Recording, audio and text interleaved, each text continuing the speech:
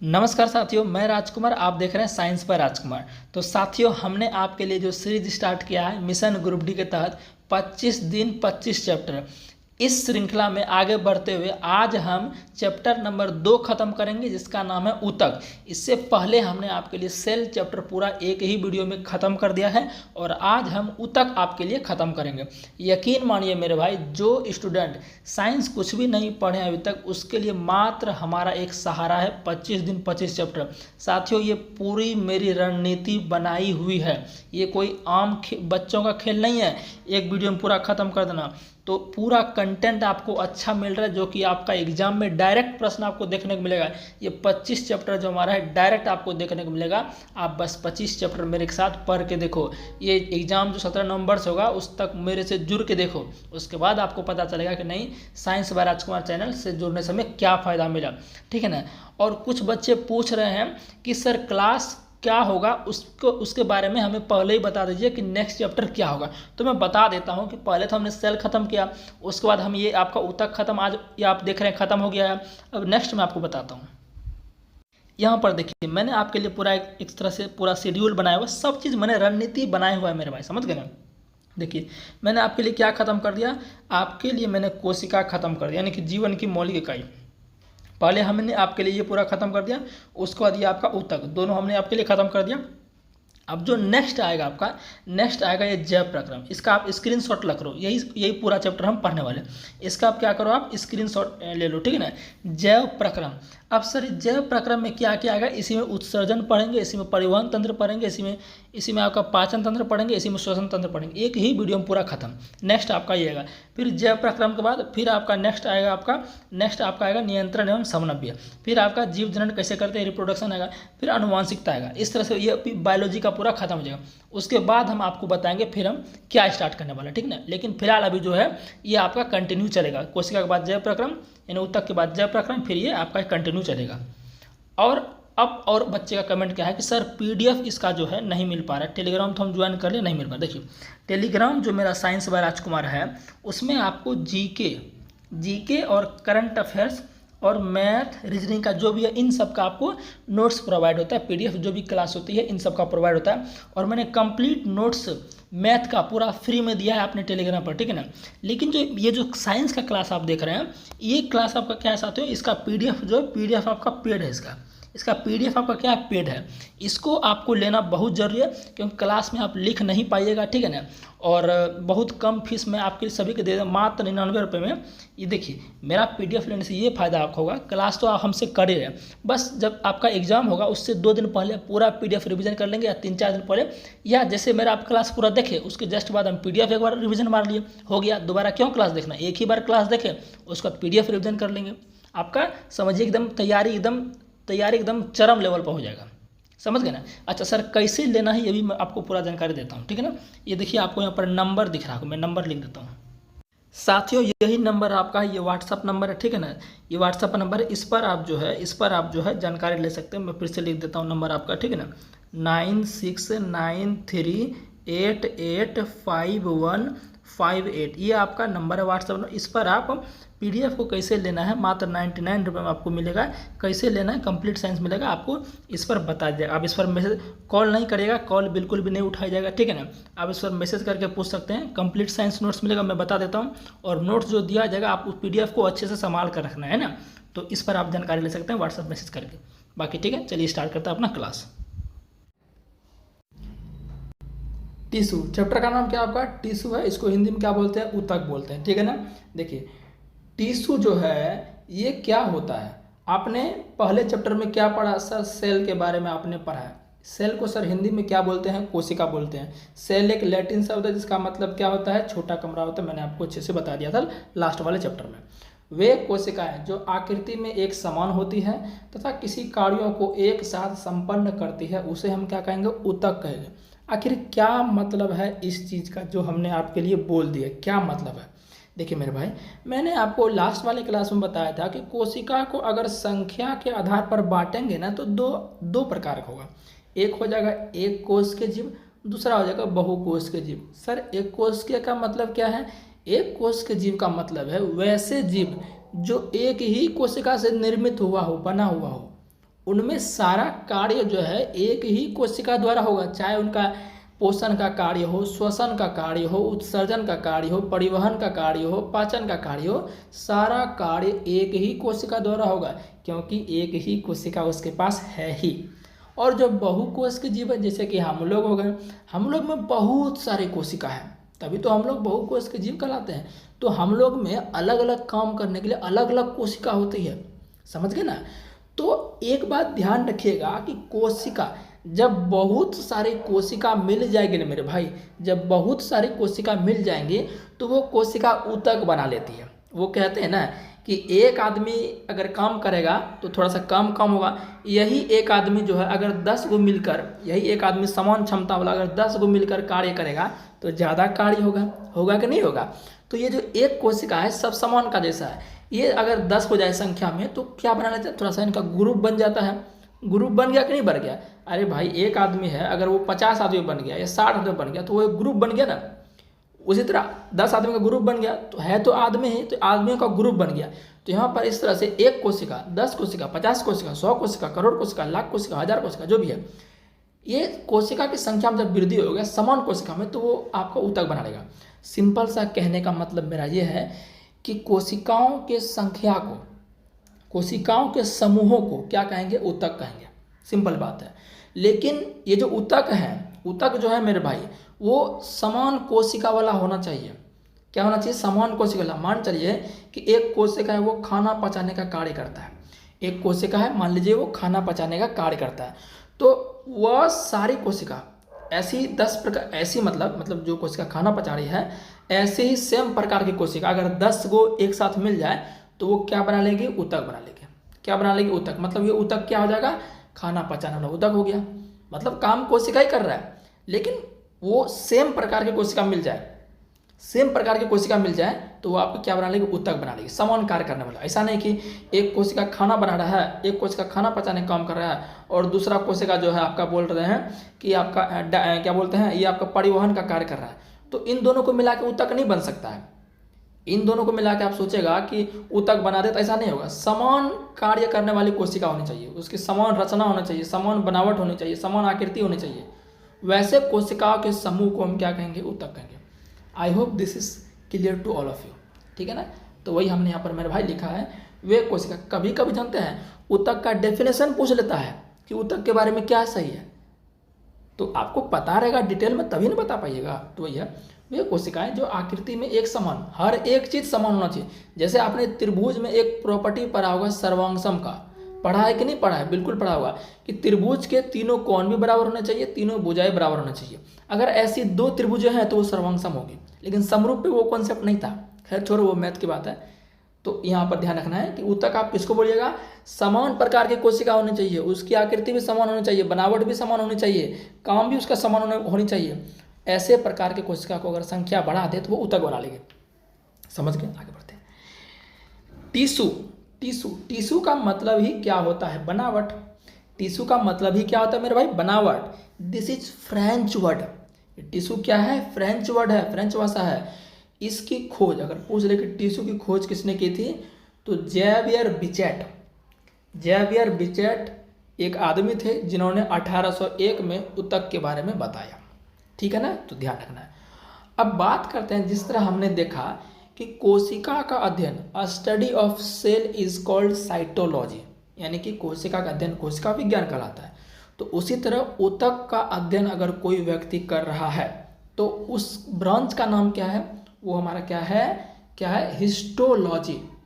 लेकिन इसको हिंदी में भी याद रखना है। देखो बायोलॉजी एक ऐसा सब्जेक्ट है जिसमें आपको हिंदी इंग्लिश दोनों पढ़ना ही पड़ेगा। अगर आप हिंदी मीडियम के स्टूडेंट हैं तो भी आपको इंग्लिश पढ़ना पड़ेगा, और जो इंग्लिश मीडियम स्टूडेंट है उसके लिए तो वो इंग्लिश ही हमेशा पढ़ेगा।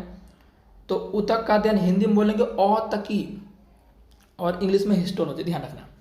अब मैंने बताया था कल लास्ट वाले क्लास में कि सेल जो है बहुत, अगर मान चलिए 10 सेल मिल जाएगा तो एक जैसा 10 सेल मिल जाएगा तो वो टिश्यू बना लेगा। सेम उसी प्रकार एक टिश्यू है जो कि खाना बनाने का कार्य कर रहा है, तो 10 टिश्यू, अगर 10 टिश्यू खाना बनाने वाला 10 टिश्यू आपस में मिल जाएगा तो वो बना लेगा ऑर्गन। क्या बना लेगा, ऑर्गन। ऑर्गन का मतलब सर क्या है, हिंदी भी बता दीजिए। ऑर्गन का मतलब अंग होता है। अगर सेम 10 प्रकार का ऑर्गन मिल जाएगा तो वो बना लेगा ऑर्गन सिस्टम। इसका हिंदी क्या हो जाएगा, अंग तंत्र हो जाएगा। और सेम प्रकार का 10 गो अंग तंत्र मिल जाएगा तो वो क्या बना लेगा, बॉडी, पूरा संरचना, शरीर का संरचना पूरा बनावट बन जाएगा। तो आपने क्या सीखा, कोशिका, अगर बहुत सारी कोशिका मिलेगी एक जैसी तो ऊतक, ऊतक बनेगा। और बहुत सारे ऊतक एक जैसा आपका मिलेगा तो ऑर्गन बनेगा, अंग बनेगा। और बहुत सारा ऑर्गन एक जैसा मिलेगा तो ऑर्गन सिस्टम बनेगा, अंग तंत्र बनेगा। और सेम प्रकार का यानी बहुत सारा ऑर्गन सिस्टम सेम प्रकार का मिले तो बॉडी बन जाएगा। समझ गए क्या, समझ गए कि नहीं समझ गए, समझ गए। यानी कि ऑर्गन, सभी ऑर्गन सिस्टम, यहाँ मेरे को बोलना था, सभी ऑर्गन सिस्टम अगर मिल जाए तो हमारा क्या बन जाएगा, पूरा बॉडी बन जाएगा। जैसे कि हमारा डाइजेस्टिव सिस्टम, पाचन तंत्र, श्वसन तंत्र, परिवहन तंत्र, उत्सर्जन तंत्र, ये सभी मिल जाएंगे तो हमारा पूरा बॉडी बन जाता है। ठीक है मेरे भाई, यहाँ तक क्लियर है क्या? अरे क्लियर है कि नहीं, बोलिए क्लियर है। चलिए अब हम सबसे पहले इसमें पढ़ेंगे जो टिश्यू होता है ना मेरे भाई, ये जो टिश्यू होता है, these are two types, tissue are two types. Sir कौन कौन? एक तो हो गया जंतु में पाए जाने वाला ऊतक और एक हो गया पौधा में पाए जाने वाला ऊतक। अगर सिंपल भाषा में थोड़ा सा इंग्लिश भी बोलते हैं तो वन हो गया प्लांट टिश्यू, दूसरा हो गया एनिमल टिश्यू। यानी कि हम बोल सकते हैं एक हो गया आपका प्लांट टिश्यू, हिंदी में इसको क्या बोल देंगे, पादप ऊतक। एक हो जाएगा एनिमल टिश्यू, हिंदी में इसको क्या बोल देंगे, जंतु ऊतक। अच्छा हम लोग किस में आएंगे, पादप ऊतक में आएंगे क्या? अरे कितना पागल हो भाई आप, पादप का मतलब ही होता है पौधा, हम पहले ही बता दिए हैं, है ना। कितने लोग को पादप समझ में नहीं आता है, तो पादप का मतलब मेरे भाई होता है पौधा होता है, ठीक है ना। तो हम लोग एनिमल में आते हैं, जंतु ऊतक में आते हैं। अब बोलेंगे सर जंतु मतलब तो जानवर होता नहीं, एनिमल जैसे बोल देगा तो जंतु में तो हम लोग भी आ जाते हैं, ठीक है ना। तो हम लोग जंतु ऊतक में आते हैं और पौधा वगैरह प्लांट टिश्यू में आते हैं, ठीक है ना, दोनों ही सजीव होते हैं। चलिए तो इसमें सबसे पहले हम देखेंगे पादप ऊतक प्लांट टिश्यू के बारे में देखेंगे। सबसे पहले हम क्या देखेंगे, प्लांट टिश्यू के बारे में देखेंगे, ठीक है। चलिए देखते हैं। देखिए प्लांट टिश्यू को हम दो पार्ट में बांटते हैं, प्लांट टिश्यू को दो पार्ट में बांटते हैं। सर ये दो पार्ट जो बांट रहे हैं किस बेस पर बांट रहे हैं, किस बेस पर बांट रहे हैं? सेल डिवीजन, सेल डिवीजन के बेस पर, ध्यान रखिएगा, सेल डिवीजन यानी कि कोशिका विभाजन के आधार पर जो आपका पादप ऊतक है इसको दो पार्ट में बांटा गया। एक आपका हो गया विभज्योत के ऊतक, दूसरा आपका हो गया अस्थायी ऊतक यानी कि मेरिस्टेमेटिक टिश्यू, दूसरा आपका हो गया परमानेंट टिश्यू, ठीक है ना। इतना बस आपको ध्यान रखना है। अच्छा विभज्योतक ऊतक की अगर हम डेफिनेशन की बात करें, क्योंकि हम इसको बांट ही रहे हैं सेल डिवीजन के बेसिस पर, तो डेफिनेशन भी आपका इसी से हमको पता चल जाता है कि भाई इसमें सेल डिवीजन होगा, इसमें सेल डिवीजन नहीं होगा। बस सिंपल इतना ध्यान रखना है, समझ गए ना। विभज्योतक ऊतक किसे कहेंगे? ऐसे ऊतक जिनमें क्या होता है, कोशिका विभाजन की क्षमता होती है, और ऐसे ऊतक जिसमें कोशिका विभाजन की क्षमता नहीं होती है वो आपका अस्थायी ऊतक। सिंपल डेफिनेशन एकदम, हालांकि कभी नहीं पूछेगा लेकिन मैंने आपको ये बताया, ठीक है ना। बेसिकली क्या पूछता है सर, इसके जो ये टाइप्स है ना, ये जो टाइप्स है आपको दिख रहा है, ये टाइप्स दिख रहा है कि विभज्योतक को आगे हम तीन पार्ट में और बांट रहे हैं, फिर हम परमानेंट को भी आगे बांटेंगे, परमानेंट को भी आगे बांटेंगे। पहले हम किसको बांट लेते हैं, ये मेरिस्टेमेटिक जो है, मेरिस्टेमेटिक जो आपका है इसको पहले देख लेते हैं, ठीक है ना। इसको आगे तीन पार्ट में बांटते हैं। मेरिस्टेमेटिक यानी कि जो आपका विभज्योतक ऊतक है इसको कितने पार्ट में आगे हम क्लासिफाई करते हैं, 3 पार्ट्स में। पहला पार्ट कौन सा, एपिकल मेरिस्टेमेटम, दूसरा क्या है लेटरल मेरिस्टेमेटिक, तीसरा आपका क्या है इंटरकैलरी मेरिस्टेमेटिक। यानी कि हिंदी में बात कर लेते हैं, पहला जो इसका प्रकार हो जाएगा किसका, विभज्योतक ऊतक का पहला जो प्रकार है शीर्षस्थ हो गया, दूसरा पार्श्वस्थ हो गया, और तीसरा आपका क्या हो जाएगा अंतर्वेशी, तीसरा क्या हो जाएगा अंतर्वेशी विभज्योतक ऊतक। अच्छा ये तो सर आपने नहीं बताया कि इस तीनों को किस आधार पर बांटा गया है। जो आपका विभज्योतक ऊतक है इसको आपने 3 पार्ट में बांटा, बट बेस क्या है, आधार क्या है बांटने का, तो इनका बेस है इनकी पोजीशन यानी कि स्थिति के अनुसार। ध्यान रखिएगा कि विभज्योतक ऊतक को 3 पार्ट में बांटने का सिंपल सा आधार क्या है कि इनकी स्थिति के आधार पर इनको 3 पार्ट में बांटा गया। कौन सा कहाँ है, कौन सा किधर घूम रहा है, इसी के आधार पर जो इसको 3 पार्ट में बांटा गया। समझ रहे हैं? जैसे कि मान चलिए हमारे पास 3 लोग हैं, हमने अपने आप को 3 प्रकार में बांटा। एक हमारा जो है पहाड़ पर है, एक हमारा जो है ज़मीन पर है, एक आकाश में। तो 3 पार्ट बोल दिए, तीनों मेरा ही पार्ट है, लेकिन बोल दिए एक आकाश में है, एक आपका पहाड़ पे, एक ज़मीन पे है। स्थिति के अनुसार बताएं हम। उसी तरह विभज्योतक का 3 पार्ट है, एक आपका शीर्षस्थ, दूसरा पार्श्वस्थ, तीसरा अंतर्वेशी। तीनों स्थिति के आधार पर हम बांटे।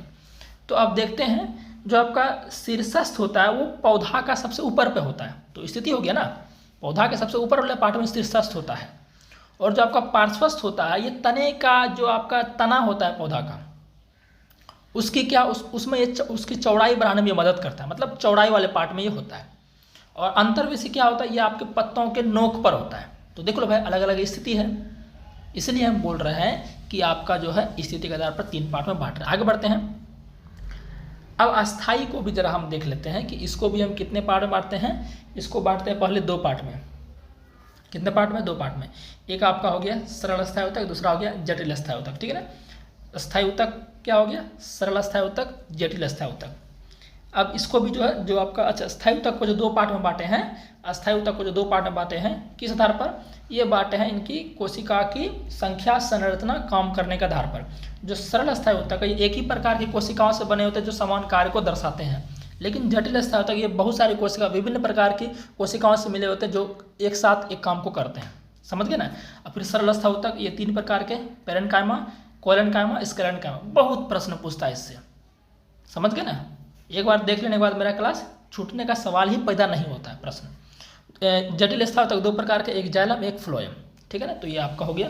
अब हम क्या स्टार्ट करेंगे। हमने देखा कि पादप ऊतक 2 प्रकार के, विभज्योतक, अस्थाई। विभज्योतक को 3 पार्ट में बांटे, अस्थाई ऊतक को 2 पार्ट में बांटे, फिर इसको अलग अलग में बांटे।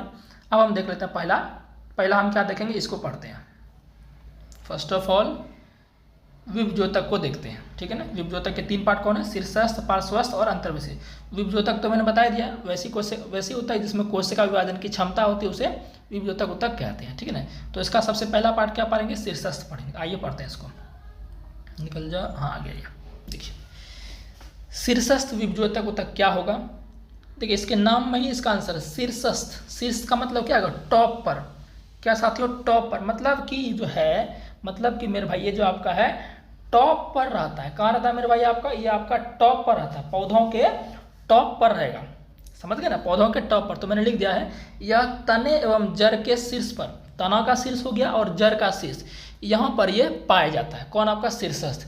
इसीलिए बोलते हैं गांव में लोग कि बूढ़े पुराने बोलते होंगे, अगर आपके गांव में पेड़ है, घर के बगल में पेड़ है, आप चाहते हैं कि नहीं इसको हटाओ, ये जगह छेक रहा, हटाओ इसको, तो अगर आप उसका ऊपर वाला पार्ट काट देंगे, हम अपने गांव में फुलंगी बोलते हैं, फुलंगी को मत काटो भाव, क्योंकि वहाँ पर क्या है? शीर्षस्थ विभज्योतक ऊतक, उसको अगर काट दोगे तो आपका पेड़ का लंबाई बढ़वे नहीं करेगा। समझ गए ना। तो हम एक तरह से ये भी कह सकते हैं कि ये लंबाई बढ़ाने में मदद करता है शीर्षस्थ विभज्योतक। समझ गए ना। तो पूछता प्रश्न कैसे, बोल देगा कि शीर्षस्थ विभज्योतक पौधों के किस हिस्से में पाया जाता है, तो बोल देंगे कि ये आपका तनों के टॉप पर पाया जाता है, जड़ के टॉप पर पाया जाता है। समझ गए ना बात को। चलिए, उम्मीद है कि समझ गए होंगे बात को, ठीक है।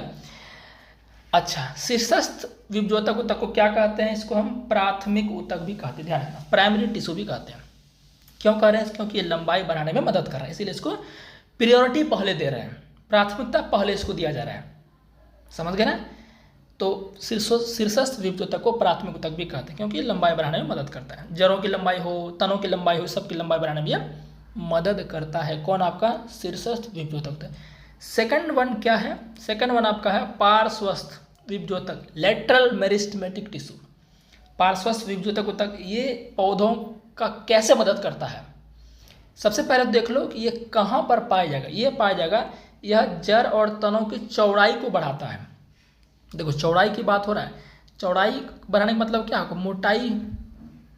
चौड़ाई बढ़ाने का मतलब क्या होगा? मोटाई भी बढ़ेगा, चौड़ाई बढ़ेगा, तो ठीक है ना। तो चौड़ाई मोटाई बोल दे, पौधा का तना और जड़ का चौड़ाई मोटाई कौन बढ़ाता है, ऐसे प्रश्न आ जाए तो आप क्या मारिएगा आंसर? पार्श्वस्थ मारिएगा। समझ गए बात को। और इसमें एक प्रश्न और आता है कि जो आपका ये पार्श्वस्थ है ना, इसको द्वितीयक ऊतक कहते हैं। जैसे हमने शीर्षस्थ देखा, उसको प्राथमिक ऊतक कहते हैं, इसको द्वितीयक ऊतक कहते हैं, ठीक है ना। और इसमें एक चीज़ ध्यान रखने का बात यह है कि चौड़ाई मोटाई अगर ऑप्शन बना दे, अगर देखो व्यास बढ़ा दिए तो तब भी आंसर इसका ये होगा। देखो भाई, व्यास बढ़ेगा, चौड़ाई बढ़ेगा, मोटाई बढ़ेगा, सिंपल सी बात है ना। बोल देगा पौधों की तनों का व्यास कौन बढ़ाता है? पार्श्वस्थ। पौधों की चौड़ाई कौन बढ़ाता है? पार्श्वस्थ। पौधों की तनों की मोटाई कौन बढ़ाता है? जड़ की मोटाई कौन बढ़ाता है? तनों की चौड़ाई मोटाई व्यास कौन बढ़ाता है? ये सब बोले तो पार्श्वस्थ अंतर होगा। ठीक है क्या? अरे ठीक है कि नहीं? उम्मीद है कि यहाँ तक मेरे भाई आप जो है समझ गए होंगे। अच्छा, इसमें जो है इसका एक पार्ट होता है, इसको बोलते हैं कैम्बियम। क्या बोलते हैं हमारे? कैम्बियम। ध्यान रखिएगा, इस बार का ये प्रश्न आया था टेक्नीशियन में इस बार का प्रश्न पूछा था कि कैम्बियम क्या है। टेक्नीशियन में पूछा गया प्रश्न, लेटेस्ट क्वेश्चन मैं बता रहा हूँ। कैम्बियम मैं ताकि सब चीज़ आपको करा दूँ, ताकि आपको क्वेश्चन छूटे ना, आप बाद में ना बोले सर ये क्वेश्चन छूट गया, आप नहीं बताए थे। कैम्बियम जो है बेसिकली ये जो मेरे भाई है ये इसी का पार्ट है, ये पार्श्वस्थ ऊतक का ही पार्ट है। जो कैम्बियम ऊतक का ये इसी का क्या है? पार्ट है। अगर मान के चलिए कि क्वेश्चन आपका ऐसे आ जाए, निम्नलिखित में से कौन पौधों के व्यास में वृद्धि करता है, यानी कि तनों के व्यास में वृद्धि करता है, उसमें पार्श्वस्थ आंसर रहेगा, उसमें ऑप्शन पार्श्वस्थ रहेगा और कैम्बियम भी रहेगा, तो आपको आंसर कैम्बियम पहले देना है। क्या देना है? कैम्बियम पहले देना है। अगर कैम्बियम नहीं है तो पार्श्वस्थ देना है। ये डाउट क्लियर हो गया ना? नहीं फंसोगे ना? क्वेश्चन आएगा नहीं छोड़ोगे ना? नहीं छोड़ना है, ठीक है ना। तो कैम्बियम जो है इसी को हम क्या कहते हैं? पार्श्वस्थ, मतलब पार्श्वस्थ ऊतक का ही ये क्या है? उदाहरण है। ये बात आपको ध्यान रखना है, ठीक है ना। उम्मीद है कि क्लियर हो गया होगा।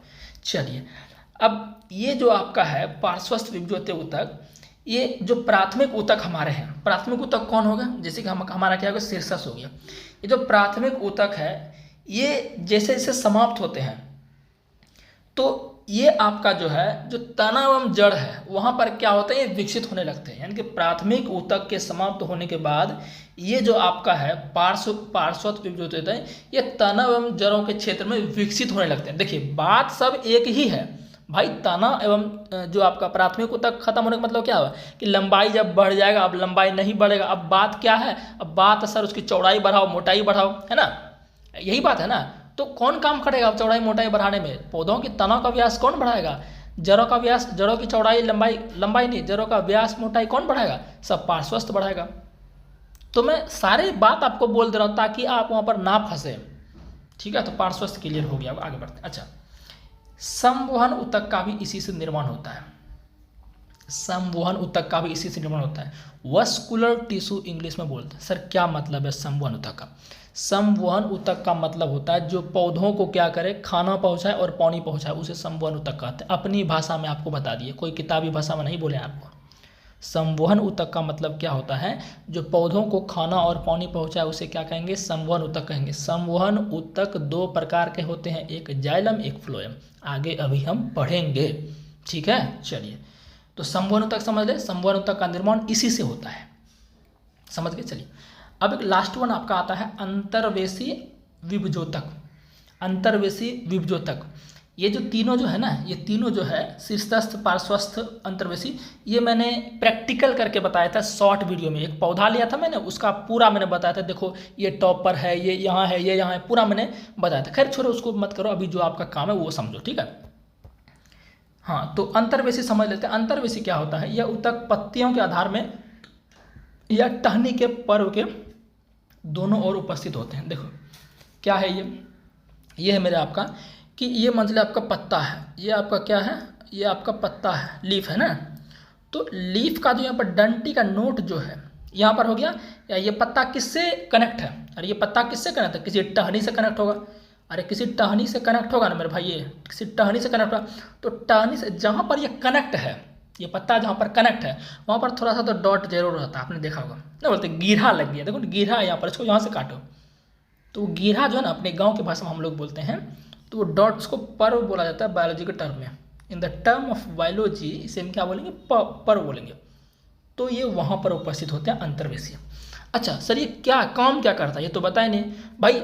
उसको मजबूती प्रदान करता है। अगर पर्व नहीं रहेगा तो पत्ता टिकेगा ही नहीं, टहनी टिकेगा नहीं, सीधा नीचे गिर जाएगा, है नहीं। तो उसमें ये मदद करता है, उसको मजबूती प्रदान करता है ताकि पत्ता या फल है जल्दी हमारा गिरे ना, समझ गए ना। वहाँ पर ये उसके क्या बोलते हैं, पत्तियों के आधार में ये मौजूद रहता है। और पत्तियों का आधार मतलब ये वाला पार्ट, ये देखिए ये भी मोटा रहता है, तो ये भी इसी का बना रहता है, अंतर्वेशी का। ठीक है, चलिए क्लियर हो गया होगा। अब हम आगे बढ़ते हैं। अब देखते हैं सरल अस्थायी ऊतक, वो तीनों आपका क्लियर हो गया होगा। ठीक है, चलिए जो आपका सरल अस्थायी ऊतक है, थोड़ा सा बैठते बैठते पैर जो है, पैर में क्या बोलते हैं उसको, सर्रो लग जाता है ना, तो थोड़ा सा पैर को इधर उधर करना पड़ता है। तो अब हम देखते हैं सरल अस्थायी ऊतक। सरल अस्थायी ऊतक ये कि अब हम क्या पढ़ रहे हैं, विभजोतक वाला तीनों खत्म कर दिया।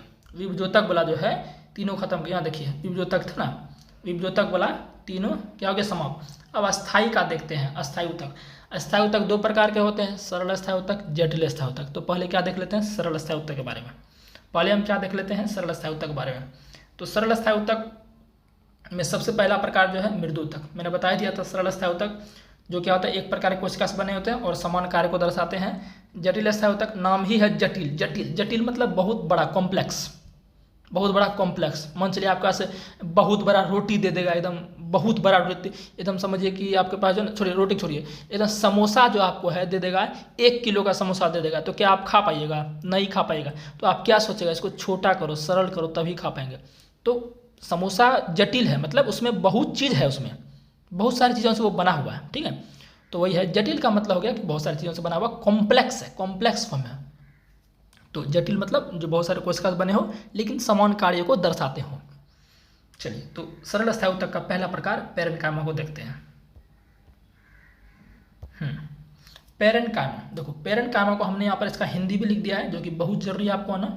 पैरेन्काइमा को मृदु ऊतक कहते हैं, कोलेनकाइमा को स्थूल कोण ऊतक कहते हैं, स्क्लेरेन्काइमा को दृढ़ ऊतक कहते हैं, और जाइलम को जाइलम ही कहिए आप, और फ्लोएम को फ्लोएम ही कहिए तो ज़्यादा बेटर रहेगा। ठीक है ना। चलिए, वैसे फ्लोएम का हिंदी का फ्लोएम को हिंदी में दारू कहते हैं ना, लेकिन हिंदी छोड़ो, ये आपका जाइलम फ्लोएम ही याद रखो इसका। ठीक है ना। चलिए, तो यहाँ पर देखिए पहला हम निकल जाओ भाई, हाँ निकलते हैं। पहला आपका सरल अस्थायी ऊतक। जो सरल अस्थायी ऊतक है, इसका पहला पार्ट क्या आपका मृदु ऊतक, इसको पैरेन्काइमा कहते हैं। इसकी सेल वॉल पतली होती है। प्रश्न कैसे आएगा, इन सब में प्रश्न आएगा, बोल देगा कि पैरेन्काइमा के बारे में क्या सही है, इस तरह के प्रश्न आते हैं। सिंपल नहीं आएगा, सिंपल वाला जमाना गया है, आपको अच्छे से पढ़ना ही पड़ेगा, जो कि मैं आपको करा रहा हूँ, समझ गए ना। तो मृदु ऊतक की सेल वॉल, अब सेल वॉल क्या होता है सर, कोशिका भित्ति। मान चलिए कोशिका है, अब कोशिका है तो कोशिका के ऊपर क्या होता है, कोशिका झिल्ली। अब कोशिका झिल्ली के भी ऊपर क्या होता है, कोशिका भित्ति होता है। तो आपका सरल जो मृदु ऊतक है, ये क्या करता है मेरे भाई, आपका ये आपका क्या करता है, मतलब इसके ऊपर जो कोशिका भित्ति है वो थोड़ी सी पतली होती है। तो मृदु ऊतक की कोशिका भित्ति कैसी होती है, पतली होती है। ठीक है, ध्यान रखना। इसकी सेल जीवित होती है, मतलब मृदु ऊतक का जो कोशिका है उसकी सेल जीवित होती है। देखिए बहुत सारी पौधों में जो कोशिका है वो मृत होती है, बहुत सारी पौधों में जो कोशिका होती है वो क्या होती है, मृत होती है, इसलिए उसको पौधों की ज़्यादा ऊर्जा की जरूरत नहीं होती। लेकिन हम लोग को ज़्यादा ऊर्जा की जरूरत होती है, क्योंकि हम लोग की सारी कोशिकाएं जीवित है और पौधों की बहुत सारी कोशिकाएं मृत होती है, इसलिए पौधे को ज़्यादा एनर्जी की जरूरत नहीं होती है, हम लोग को होती है। ठीक है, तो लेकिन जो मृदु ऊतक है इसकी कोशिका मृत होती है, सॉरी जीवित होती है, ध्यान रखना। ठीक है ना। इनमें अंतर कोश के स्थान पाया जाता है। अब ये क्या बोल दिए सर, अंतर कोश की स्थान। देखिए अंतर कोशिकीय, यहाँ पर हम ये कोशिका हो गया, यहाँ पर हमारे पास ऑप्शन है, ये हमारा कोशिका हो गया, ये भी हमारा कोशिका हो गया, ये भी हमारा कोशिका हो गया, और ये भी हमारा कोशिका हो गया। एक मिनट, ये भी हमारा कोशिका हो गया, इधर भी एक बना देते हैं। ठीक है, देखो ये सारी कोशिका जो हम बना दिए, ये सारी कौन सी कोशिका, ये सारी आपकी पैरेन्काइमा की कोशिका है। ये क्या है, पैरेन्काइमा की कोशिका। इसकी क्या होती है, ये आपकी जीवित कोशिका है, इसकी कोशिका भित्ति पतली होती है, और इसके अंदर जो मतलब इनमें जो कोशिका है, पैरेन्काइमा की जो कोशिका है, इनके बीच क्या होता है, कोशिकीय स्थान होता है। ये कोशिका और ये कोशिका के बीच गैप दिख रहा है, बिल्कुल गैप दिख रहा है। इसके बीच गैप दिख रहा है, बिल्कुल गैप दिख रहा है, गैप दिख रहा है, सभी कोशिकाओं के बीच गैप दिख रहा है। तो वही बोले हैं कि अंतर कोशिकीय स्थान पाया जाता है। ठीक है, चलिए ये भोजन को पैकेजिंग करते हैं। जो इनका काम क्या होता है, पैरेन्काइमा, देखो ट्रिक से याद रखो, पैरेन्काइमा इसका काम क्या है, मेजर काम। इसका मेजर काम क्या है आपका, ये आपका भोजन को पैकेजिंग करता है। जो पौधा भोजन बना लेता है, मान चलिए पौधा भोजन कैसे बनाता है, प्रकाश संश्लेषण विधि द्वारा। पौधा जो भोजन तैयार करता है वो किस रूप में, वो करता है आपका ग्लूकोज के रूप में। ठीक है, लेकिन पौधा जब पौधा के पास ज़्यादा भोजन हो गया तो वो जमा किस रूप में करता है, स्टार्च के रूप में जमा करता है। ठीक है, तो पौधा अगर ज़्यादा भोजन बना लेता है तो ये जो आपका पौधे का जो ये पेरेन्काइमा ऊतक है ये क्या करता है, उसको पैकेजिंग कर लेता है ताकि जब ज़रूरत पड़े वहाँ पर उसको भेज दे। ठीक है ना। अच्छा ये बताइए जो कोशिका वाले चैप्टर में उसमें कौन पैकेजिंग का, कोशिका के अंदर का कौन सा आपका भोजन का पैकेजिंग कार्य करता है, तो आपका गोल्जी का है। बताए थे ना आपको, बिल्कुल बताए थे। ठीक है, चलिए तो ये आपका पेरेन्काइमा, पेरेन्काइमा पैकेजिंग का कार्य करता है। ठीक है ना। इसके नाम में मृदु ऊतक है लेकिन फिर भी इसकी कोशिका क्या होती है, जीवित होती है। ठीक है, चलिए कुछ मृदु ऊतक में हरित लवक पाया जाता है, कुछ जो मृदु ऊतक होता है उसमें क्या पाया जाता है, हरित लवक पाए जाते हैं। हरित लवक मैंने कल ही बता दिया, ये आपका भोजन प्रकाश संश्लेषण करने में मदद करता है, इसी में पर्णहरित पाया जाता है। ठीक है, तो कुछ मृदु ऊतक होते हैं जिसमें क्या होता है, हरित लवक पाया जाता है, तो उसको क्या कहेंगे, क्लोरेन्काइमा कहेंगे या हरित ऊतक कहेंगे। तो क्वेश्चन पूछेगा कि वैसे मृदु ऊतक को क्या कहेंगे जिसके पास खुद का क्लोरोफिल होता है या हरित लवक होता है। ठीक है ना, उसको क्या कहेंगे हम, हरित ऊतक या हिंदी इंग्लिश में क्लोरेन्काइमा कहेंगे। ठीक है ना। और कुछ मृदु ऊतक ऐसे होते हैं, कुछ मृदु ऊतक ऐसे होते हैं जिनके मध्य जो है, मतलब कुछ मृदु ऊतक की कोशिकाएं ऐसी होती है जिनके बीच जो है एयर पाए जाते हैं, मतलब हवा की बहुत बड़ी गुहिकाएं होती है, तो वैसे मृदु ऊतक को हम क्या कहेंगे, वायुतक कहते हैं। वायुतक कहते हैं एरेन्काइमा। जैसे जलीय पौधे में जो है, जलीय पौधों में मृदु ऊतक की कोशिकाएं, जलीय पौधों में मृदु ऊतक की कोशिकाएं के मध्य हवा की बड़ी गुहिकाएं होती हैं। जैसे मान लीजिए आपका ये आपका कोशिका हो गया, ये आपका कोशिका हम बना दे रहे हैं, ये आपका कोई जलीय पौधा, जल में ही पौधा होता है कि नहीं, हाइड्रोलाक पौधा देखे होंगे आप, जल में होता है ना। कमल आपका जलीय पौधा है कि नहीं, जल में ही तैरता है वो। तो जलीय पौधे की अगर कोशिकाएं में, अगर जलीय पौधे की कोशिकाएं में, मृदु ऊतक की कोशिकाएं में अगर एयर गैप है, यानी कि वायु जाने का रास्ता, हवा जाने का रास्ता है, तो उस प्रकार के पौधे को हम क्या बोल देंगे, उस प्रकार के पौधे के में जो मृदु ऊतक होगा, उस मृदु ऊतक को स्पेशल हम क्या बोलेंगे, एरेन्काइमा, हिंदी में वायुतक बोलेंगे। ठीक है, चलिए तो हमने सीखा मृदु ऊतक के बारे में सीख लिया। अब पढ़ते हैं स्थूलकोण के बारे में। इसको इंग्लिश में क्या कहेंगे, कोलेनकाइमा। क्या कहेंगे, CHYMA, कोलेनकाइमा कहेंगे। ठीक है, इसका काम क्या है, इसका काम होता है पौधों को यांत्रिक सहायता प्रदान करना, मेजर काम। पढ़ते हैं इसके बारे में। पौधे में लचीलेपन का गुण इन्हीं के कारण होता है। आप देखते हैं ना कि बहुत ज़्यादा आंधी आता है फिर भी जल्दी नहीं टूटता है, जल्दी टूट जाता है क्या, अरे हल्का फल्का आंधी आया क्या टूट गया तुरंत पौधा, नहीं ना टूटा, क्योंकि भाई लचकता है। तो लचकता जो है टहनी वगैरह किसके कारण, ये लचकता आपका स्थूलकोण ऊतक उसमें मौजूद है, ये हेल्प करता है उसको लचकने में। आप टहनी खींच लीजिएगा तो वो लचकेगा, लचकेगा ना मेरे भाई, तो लचक क्यों रहा है वो, ये आपका यानी कि इलास्टिसिटी, इसको इंग्लिश में इलास्टिसिटी बोलेंगे, लचकने की गुण को इलास्टिसिटी कहते हैं इंग्लिश में।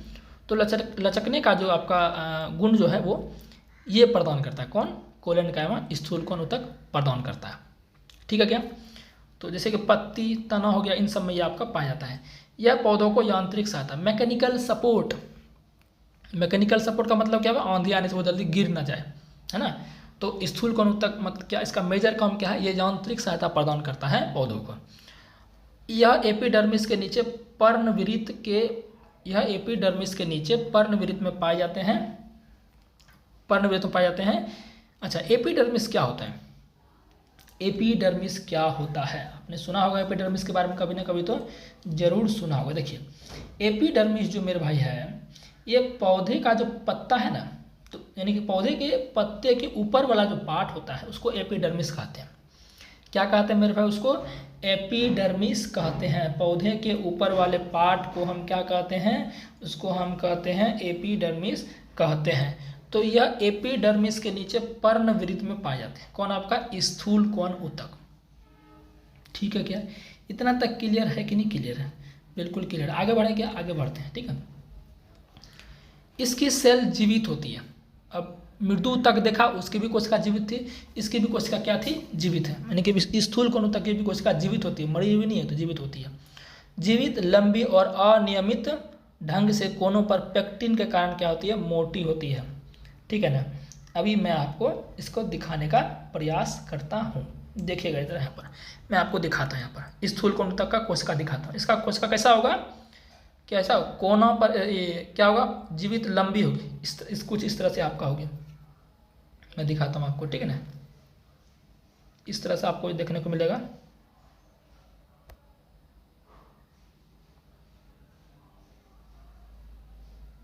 इस तरह से देखिए, इस तरह से आपको दिखने में मिलेगा, जीवित होगा और थोड़ा सा इसके कंपेरिजन क्या होगा, लंबी होगा।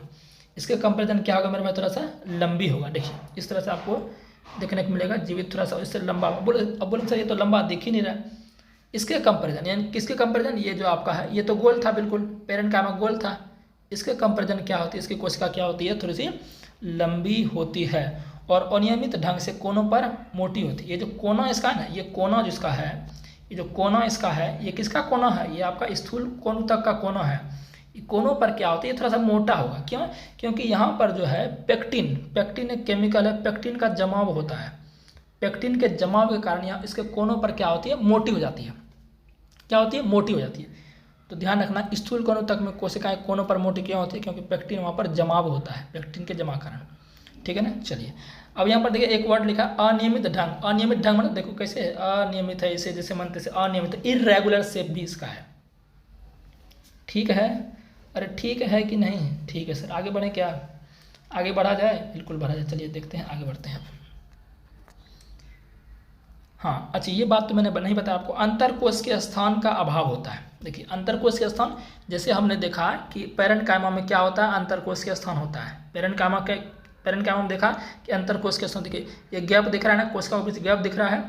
लेकिन जो आपका ये होता है, क्या बोलते हैं, ये आपका कोलेनकाइमा होता है, ये भी कोलेनकाइमा, इस तरह से कुछ हमने बनाया ना, इसमें अंतरकोश के स्थान नहीं होता, ऐसा समझो। अंतरकोश के स्थान का अभाव होता है, या आप कह सकते हैं बहुत थोड़ा सा होता है। क्या होता है, बहुत थोड़ा सा। अगर बहुत सारे ऐसे हम बना दें, ऐसे बहुत सारे अंतरकोश के स्थान मतलब अच्छे से बनाते हैं ताकि आप क्लियर हो जाए। मान चलिए इसका गोल ही बनाते हैं, मान चलिए गोल बनाते हैं, समझाने के लिए आपको बता रहे हैं, ठीक है ना। ये हम गोल ही आपके लिए बना दे रहा हैं, ये हम क्या कर रहे हैं, आपके लिए गोल ही बना दे रहे हैं, सिर्फ समझाने के लिए मैं बता रहा हूँ, ठीक है ना। क्या कर रहा हूँ मैं, सिर्फ समझाने के लिए आपके लिए बता रहा हूँ, लेकिन गोल इसका होता है नहीं, सिर्फ मैं समझाने के लिए आपको बता रहा हूँ। चलो यहाँ पर हम इतना ही कोशिका लेते हैं। देखो इस कोशिका और इस कोशिका के बीच क्या है, गैप दिख रहा है क्या सर, दिख रहा है थोड़ा बहुत। तो मतलब इसका जो स्थूल कोण के ऊतक का जो कोशिका है, इसके बीच जो अंतरकोश के इंटरसेलुलर स्पेस जो होता है वो बहुत कम होता है, पेरेन्काइमा के मुकाबले में कम होता है। ठीक है ना, तो ध्यान रखना। देखिए बहुत भी कम गैप है। यहाँ पर देखिए सर, यहाँ पर ज़्यादा गैप होगा, नहीं भाई, ये हमने आकृति बनाया हुआ, लेकिन यहाँ पर कुछ भी गैप नहीं होता है, क्योंकि ये गोल होता ही नहीं है। ठीक है ना, ऐसे ऐसे होगा, ऐसे ऐसे होता है आपका, ये इस तरह से होता है देखने में, है ना, इरेगुलर शेप होता है ना।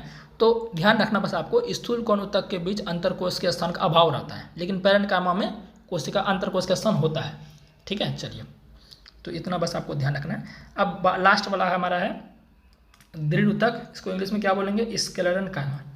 इसको इंग्लिश में हम क्या बोलेंगे, स्क्लेरेन्काइमा, यानी कि इंग्लिश में अगर लिखे तो SCLERENCHYM, स्क्लेरेन्काइमा। दोनों ध्यान रखना, ठीक है ना। कभी कभी स्क्लेरेन्काइमा को ऐसे लिख देगा, स्क्लेरेन्काइमा ऐसे लिख देगा, इसलिए मैं बोलता हूँ दोनों ध्यान रखो। चलिए हिंदी में दृढ़ ऊतक बोलेंगे। देखो इसके नाम में एक वर्ड लगा है दृढ़। दृढ़ दृढ़ दृढ़ का मतलब क्या होता है, हार्ड। नहीं कहता मेरा शरीर दृढ़ है, कुछ भी मारो टूट जाएगा लेकिन मेरा देह नहीं टूटेगा, एक लाठी मारो लाठी टूट जाएगा, मेरा देह नहीं टूटेगा। तो दृढ़ का मतलब क्या होता है, मजबूत। ठीक है, तो इसकी ऊतक की सेल मृत होती है। देखो जो चीज़ मृत होगा ना वो हार्ड होगा, वो मजबूत होगा, क्योंकि भाई उसे कोई फर्क नहीं पड़ेगा, मारो कुछ भी करो फर्क नहीं पड़ेगा उसे।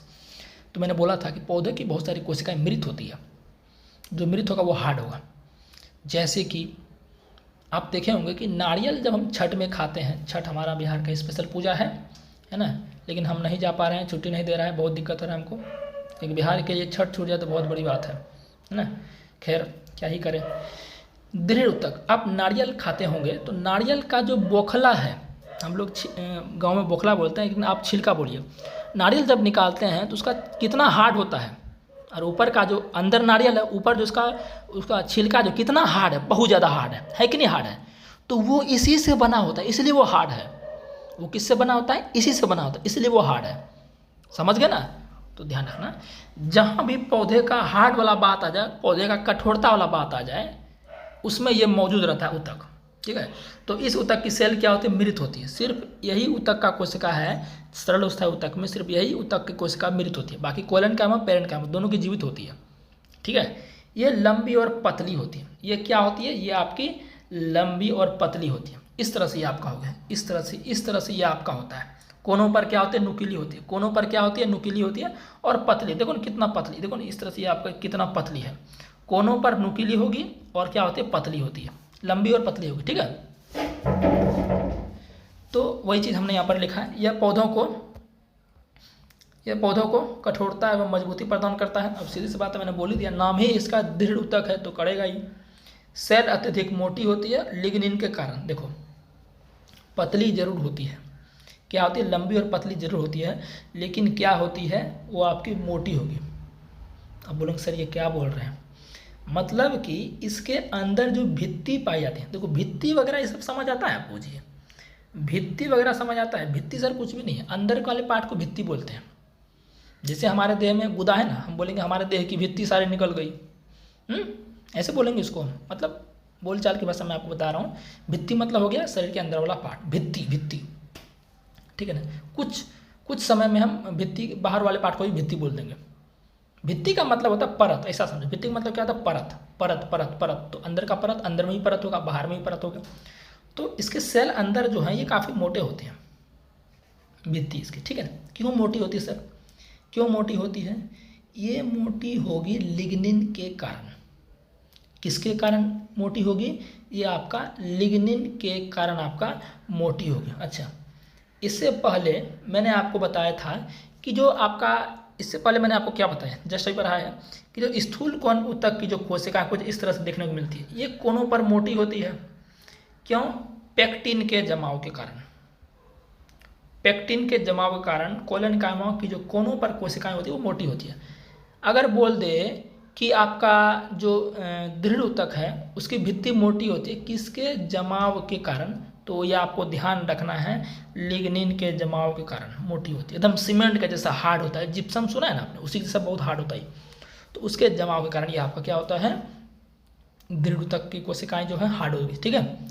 अंतरकोश के स्तन नहीं पाया जाएगा, बिल्कुल भी नहीं पाया जाएगा, समझ गए ना, बिल्कुल भी नहीं पाया जाएगा, ठीक है मेरे भाई।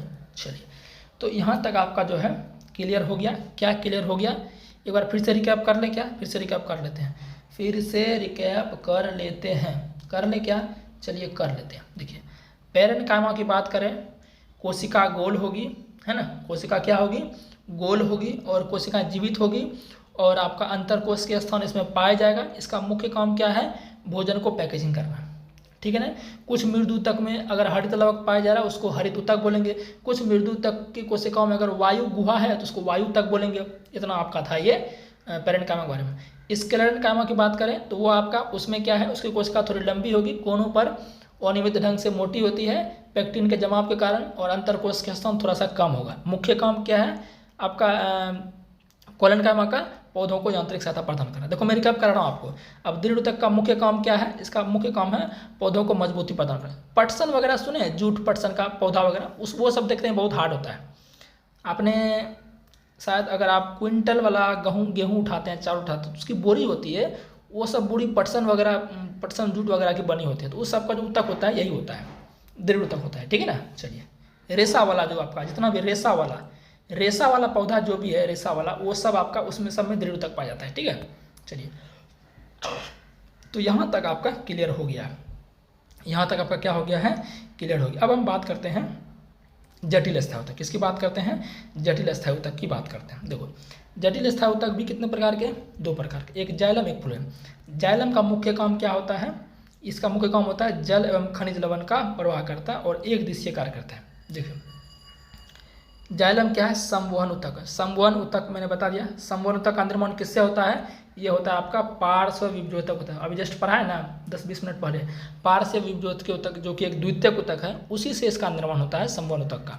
और संवहन ऊतक का मतलब क्या है, जो पौधों को भोजन और पानी पहुँचाए उसे संवहन ऊतक कहते हैं। यानी कि जो परिवहन का कार्य करे पौधों में, जो ऊतक परिवहन का कार्य करे पौधों में, उसे संवहन ऊतक कहेंगे, वस्कुलर टिश्यू कहेंगे, ठीक है ना। तो आपका जो ये जाइलम ऊतक है, ये सब जटिल ऊतक होते हैं, है ना। यह एक प्रकार का संवहन ऊतक है, पहले बता दिए हैं। यह पौधों को जल एवं खनिज लवण पहुंचाता है, प्रवाह करता है, एक दिशीय, यानी एक ही दिशा में पहुंचाएगा, ऐसा नहीं कि दोनों दिशा में पहुंचाएगा। अब ये क्या का एक दिशा का मतलब यहाँ पर क्या है एक्चुअली बताएंगे अभी, ठीक है ना। जाइलम के 4 तत्व होते हैं, वाहिनिकाएं, मतलब समझिए कि जाइलम 4 कोशिकाओं से मिलकर बनी होती है। जाइलम जो ध्यान रखिएगा, ये मृत ऊतक होते हैं। क्या होते हैं, मृत ऊतक। ये मृत ऊतक या निर्जीव ऊतक भी बोल सकते हैं आप इसे, ठीक है ना। तो जाइलम की कोशिकाएं, जाइलम 4 प्रकार की कोशिकाओं से मिलकर बना होता है, या बोल दीजिए जाइलम 4 प्रकार के तत्वों से मिलकर बना होता है, या आप बोल सकते हैं कि जाइलम के 4 कंपोनेंट है, जो भी बोलिए। पहला वाहिनिकाएं, दूसरा वाहिकाएं, तीसरा जाइलम मृदुतक, चौथा जाइलम तंतु। पूछ देता है निम्नलिखित में से कौन जाइलम का पार्ट नहीं है, तो आपको याद रहेगा तभी ना बनाइएगा जी। तो पहला वाहिनिकाएं, दूसरा वाहिकाएं, तीसरा जाइलम मृदुतक, चौथा जाइलम तंतु, ठीक है ना। अब फटाफट इसके काम देख लेते हैं। जो वाहिनिकाएं हैं, ट्रैकियार्ड्स इंग्लिश में बोलते हैं, इस प्रकार की कोशिकाएं निर्जीव होती है, लंबी होती है, नलिकाकार एवं दोनों सिरों पर नुकीली होती है। यानी इस तरह से होगी, निर्जीव होगी, दोनों सिरों पर क्या होगी, नुकीलाकार होगी और नलिकाकार होती है, ठीक है ना, ध्यान रखिए। वाहिकाएं की बात करें, ये पतली बेलनाकार होती है, ये जल एवं खनिज लवणों को संबोधन करती है। बस इसका काम ध्यान रखना और ज़्यादा कुछ नहीं। इसका काम क्या है, जो आपका वाहिनिकाएं हैं ये आपका निर्जीव लंबी होगी और दोनों सिरों पर नुकीली होगी, ठीक है। वाहिकाएं की बात करें, ये पतली बेलनाकार होती है, पतली होती है, बेलनाकार होती है, जल एवं खनिज लवणों का संवहन यही करती है। ध्यान रखिए, बोलेगा कि जाइलम का कौन सा पार्ट, हम तो जानते हैं कि जाइलम ही क्या करता है, जल और खनिज लवण का परिवहन करता है, लेकिन जाइलम का कौन सा पार्ट, तो आपका वाहिकाएं वाला पार्ट। कौन सा, वाहिकाएं। कंफ्यूज नहीं होना, पहला वाहिनिकाएं होता है, जो पहले नंबर का ये वाहिनिकाएं है और दूसरा वाहिकाएं है। तीसरा बात करते हैं जाइलम मृदुतक। देखो इसमें वर्ड आ गया मृदुतक, अभी जस्ट पढ़े हैं मृदुतक। मृदुतक का मतलब क्या होता है, और मृदुतक का मतलब क्या होता है, मृदुतक का मतलब होता है कि भोजन को जो पैकेजिंग करता है। अभी जस्ट पढ़े हैं ना, इसका मुख्य काम होता है, पैरेन्काइमा को हिंदी में मृदुतक कहते हैं, इसका मुख्य कार्य होता है भोजन को पैकेजिंग करना। तो ये भी क्या करेगा, वही करेगा, ये भी वही करेगा। ये जीवित कोशिका, अच्छा, ये पर ध्यान रखना। जाइलम हमने देखा जाइलम मृत ऊतक से बना होता है। जाइलम कैसा है, निर्जीव ऊतक, निर्जीव मतलब मृत कोशिका। लेकिन जाइलम का जो जाइलम का जो ये वाला पार्ट है, कौन वाला पार्ट, जाइलम मृदु ऊतक वाला पार्ट, इसकी कोशिका जीवित होती है, यहाँ से फंसा सकता है आपको, और फंसाया भी है बहुत बार। सभी लोग बोलते हैं जाइलम निर्जीव ऊतक है तो मृत ऊतक है, लेकिन जाइलम का एक पार्ट है जाइलम मृदु ऊतक, इसकी कोशिका क्या होती है, जीवित होती है। क्या होती है, जीवित होती है। इस बात को ध्यान रखना मेरे भाई, ठीक है ना। चलिए, ये क्या करती है, खाद्य पदार्थों का संचय यानी कि जमा करे, क्योंकि इसमें मृदुतक सटा हुआ है। लास्ट आपका आता है जाइलम तंतु। तंतु मतलब रेशा, तंतु मतलब रेशा, फाइबर। तो ये क्या होती है, निर्जीव कोशिकाएं होती है, ये दृढ़ता पर, देखो जहाँ भी मृत वाला बात आएगा ना, रेशा वाला बात आएगा ना, वो समझो कि मजबूती ही प्रदान करती है, समझ गए ना। तो जाइलम तंतु मतलब रेशा, ये क्या करती है, जाइलम ऊतक को क्या करती है, मजबूती प्रदान करती है, ठीक है ना। तो सारे हमने देख लिए। पहला हमने देखा वाहिनिकाएं आपका क्या है, ये आपका निर्जीव लंबी नलिकाकार एवं दोनों सिरों पर क्या होगी, नुकीली होगी, ठीक है ना। और अगर इसके बारे में ध्यान रखिएगा, ये आपका जो है काम, अगर इसका क्या है काम, इसका ये है कि ये आपका ये भी दृढ़ता प्रदान करेगी, ये भी क्या करेगी, दृढ़ता प्रदान करेगी, ये भी दृढ़ता प्रदान करेगी, ये भी ध्यान रखना ना। जो वाहिनिकाएं का काम है, ये भी दृढ़ता प्रदान करेगी और साथ साथ जल को भी पहुँचाएगी। अब बोलेंगे सर आप तो कंफ्यूज कर दिए। वाहिकाएं भी जल और खनिज लवणों का संवहन कर रही है और ये भी कर रही है, तो ध्यान रखना ये आपका प्रश्न जल्दी नहीं आएगा, ठीक है ना, क्योंकि ये सम्मिलित रूप से कार्य कर रहे हैं सारे, ये सारे सम्मिलित रूप से कार्य कर रहे हैं, सारे क्या कर रहे हैं, सम्मिलित रूप से कार्य कर रहे हैं। तो कंफ्यूज इसमें मत होइए, इस तरह का प्रश्न जल्दी वो नहीं देगा। अगर देगा भी तो कोई एक ही ऑप्शन में देगा, फंसाएगा आपको नहीं, ठीक है ना। अरे ठीक है कि नहीं, बिल्कुल सही है। आगे बढ़ते हैं। चलिए, अब बात करते हैं फ्लोएम। फिर उस तरह, अच्छा यहाँ पर एक पॉइंट आपको हम नहीं बताएं, ये पॉइंट मैं भूल गया आपको, नहीं तो आप इसमें फंस सकते हैं। एक दिशीय जाइलम जो है एक दिशीय कार्य करता है, इसका मतलब सर क्या हुआ। अच्छा, जाइलम का मेन काम क्या है, जल, देखो जो से जाइलम, जो से जल एवं खनिज लवण को कौन पहुँचाता है, तो ये पहुँचाता है आपको जाइलम पहुँचाता है। कौन पहुँचाता है, जाइलम पहुँचाता है। लेकिन कैसे पहुँचाएगा भाई, पौधों को पानी पहुँचा रहा है जाइलम, तो पौधा जो है, सुनेगा ध्यान से, पौधा कोई चित्र लगाए हैं क्या इसमें, देखते हैं एक मिनट, अगर मिल जाए तो। शायद नहीं है, कोई बात नहीं, हम फिर से अच्छे से आपको ऐसे समझाते हैं, देखते हैं, यहाँ पर आपको बताते हैं अच्छे से, ठीक है ना। जहाँ हम हैं तो चित्र का क्या ज़रूरत है, देखिए यहाँ पर समझते हैं। पौधा बनाते हैं पहले, ये हम कोई पौधा बना दिए, ये पौधा बना दिया ना, ये पौधा का जड़ है, ये पौधा क्या है, जड़ है। ये पौधा बन गया, देखिए कितना अच्छा पौधा बन गया। ये पौधा का पत्ता हम बना दिए ना, ये आपका जड़ बना दी, ये आपका क्या है, ये आपका तना है, ये क्या तना है ना बीच वाला, ये आपका तना है, ठीक है ना। अब देखिए जल कहाँ है पौधे के पास, ऐसा तो नहीं कि जल ऊपर टंग रहा है, ऐसा है क्या, पौधे का जल कहाँ रहता है, जड़ भाई मिट्टी से जड़ों में जाएगा, फिर जड़ों से ऊपर जाएगा, क्योंकि बिना जल के तो खाना बना नहीं पाएगा पौधा। मैंने बोला था ना कि पौधा को खाना बनाने के लिए 4 चीज़ की जरूरत होती है, कार्बन डाइऑक्साइड, जल, सूर्य का प्रकाश और आपका एक क्या बच गया, एक और क्या बच गया, क्लोरोफिल। ये 4 चीज़ की जरूरत होती है, चारों में से कोई एक नहीं है तो खाना पौधा नहीं बना पाएगा, ठीक है। तो पौधा के पास पानी कहाँ से आएगा, तो पौधा कहाँ है, जमीन में ही गड़ा है, मिट्टी में गड़ा है, उसका जड़ कहाँ है, मिट्टी में है, तो मिट्टी से पानी जाएगा जड़ में। अब जड़ से, जड़ नीचे है ना, तो जड़ से, जड़ आपका पानी को कहाँ जाना है, पानी को जाना है ऊपर, पत्ता के पास जाना है, क्योंकि पौधा का जो किचन घर है ना, पौधा का जो किचन है, पौधा का जो किचन किसको बोलते हैं, पत्ते, क्योंकि पत्ते में क्या होता है, उसका भोजन बनता है, पौधा का भोजन पत्ता में ही बनता है, पत्ता उसका क्या है, पौधा का किचन है। बोल देगा कि पौधे का किचन का नाम बताइए, तो पत्ता ही उसका क्या होता है, लीफ ही क्या होता है, उसका किचन होता है, क्योंकि पत्ते में सब खाना होगा, ठीक है ना।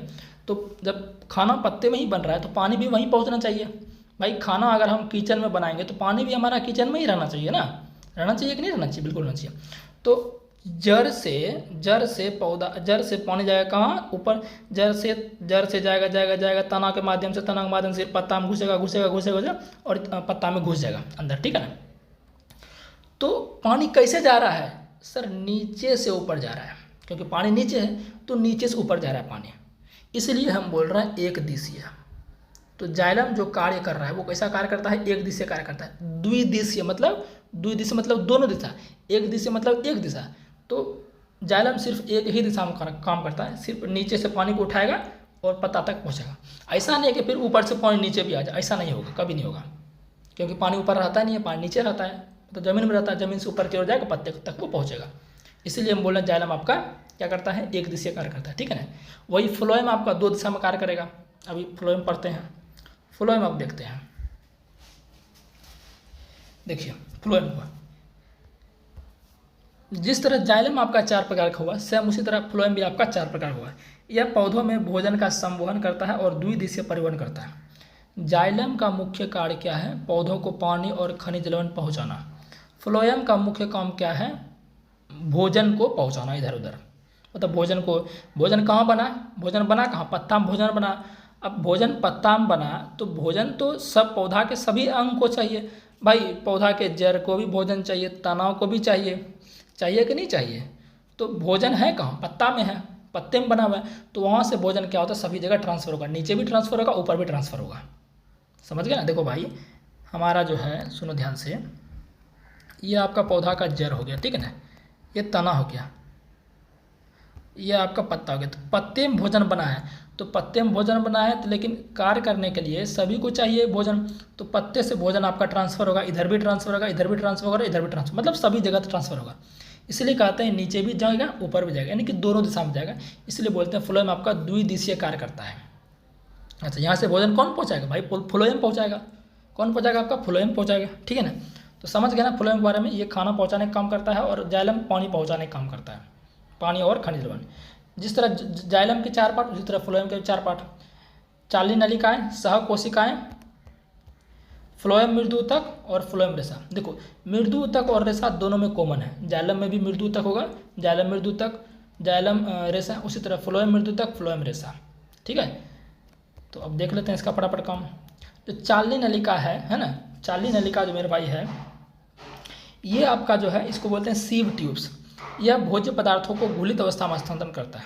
देखो भोज्य पदार्थ जो खाना बना है उसको क्या करेगा, घुलित अवस्था में क्या करेगा, स्थानांतरण करेगा। तो बोल देगा फ्लोएम का कौन सा पार्ट है आपका भोज्य पदार्थों को घुलित अवस्था में ट्रांसफर करता है, तो चालनी नलिका।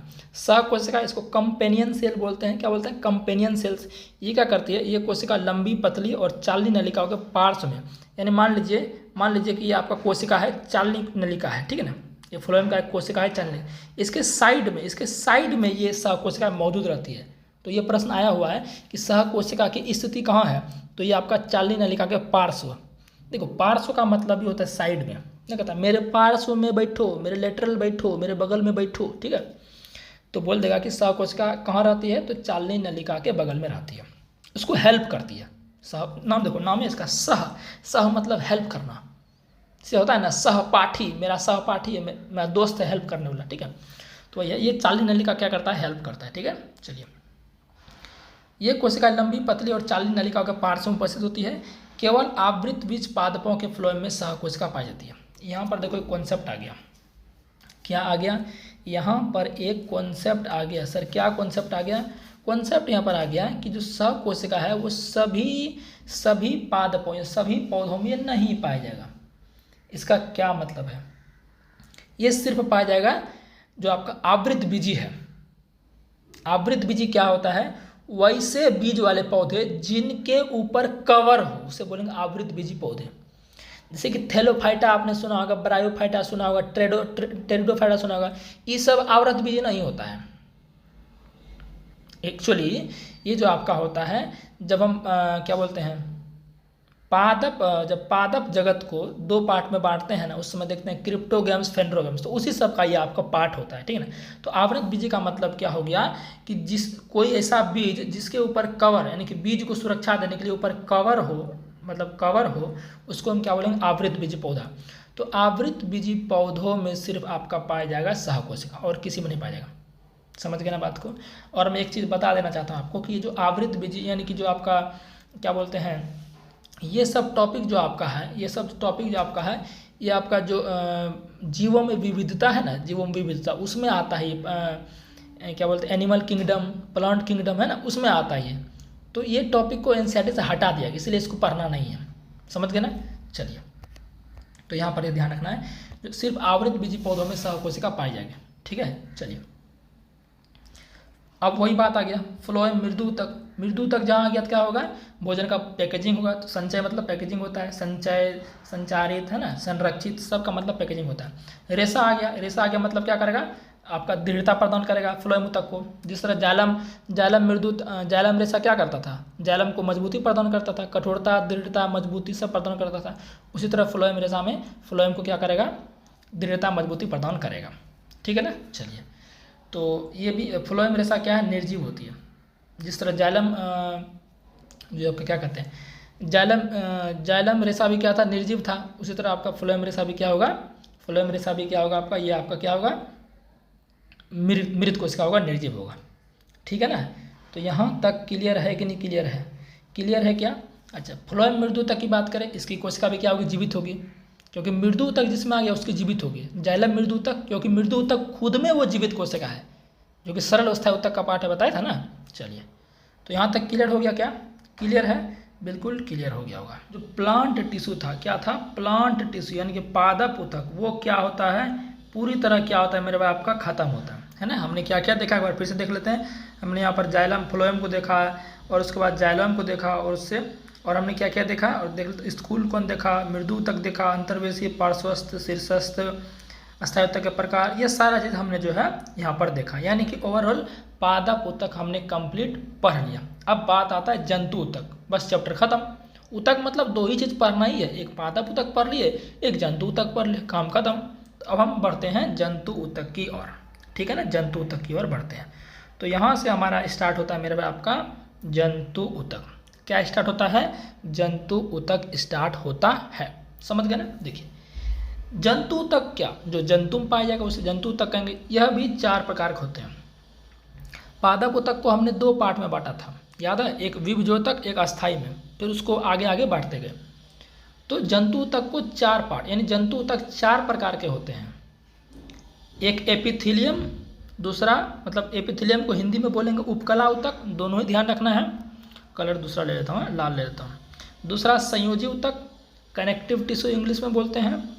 तीसरा पेशीय ऊतक, मस्कुलर टिश्यू, और चौथा एंड लास्ट तंत्रिका ऊतक, नर्वस टिश्यू। ये आपका है लास्ट, यानी कि 4 प्रकार के एनिमल टिश्यू होते हैं। सबसे पहले क्या पढ़ेंगे, एपिथेलियम। तो एपिथेलियम को देखते हैं। देखिए, एपिथेलियम को तो हिंदी में क्या बोलेंगे, उपकला ऊतक। क्या बोलेंगे, उपकला ऊतक, ध्यान रखना, उपकला इसको हिंदी में बोलते हैं। क्या होता है, शरीर का जो बाहरी परत है, त्वचा वाला है ना साथियों, त्वचा जो परत है आपका, आंतरिक स्तर या बाह्य स्तर हो, यानी शरीर के आपका अंदर का जो स्तर है और बाहर का जो स्तर है त्वचा वाला, है ना, मांसपेशियां जो है वो सारी इसी से बनी होती है। उपकला ऊतक की ही वो बनी होती है। समझ रहे हैं बात को। आप देखते हैं कि जब लोग बूढ़े हो जाते हैं उसकी त्वचा सब घुमच जाती है, देखे हैं ना, मतलब उसका चमड़ी है, शरीर का, मुंह का, हाथ का, वो घुमच जाता है, अगर बोले तो झुर्रियाँ पड़ जाती है, ढीलापन हो जाता है, क्योंकि उस समय उपकला उत्तक उसकी कमज़ोर हो जाती है।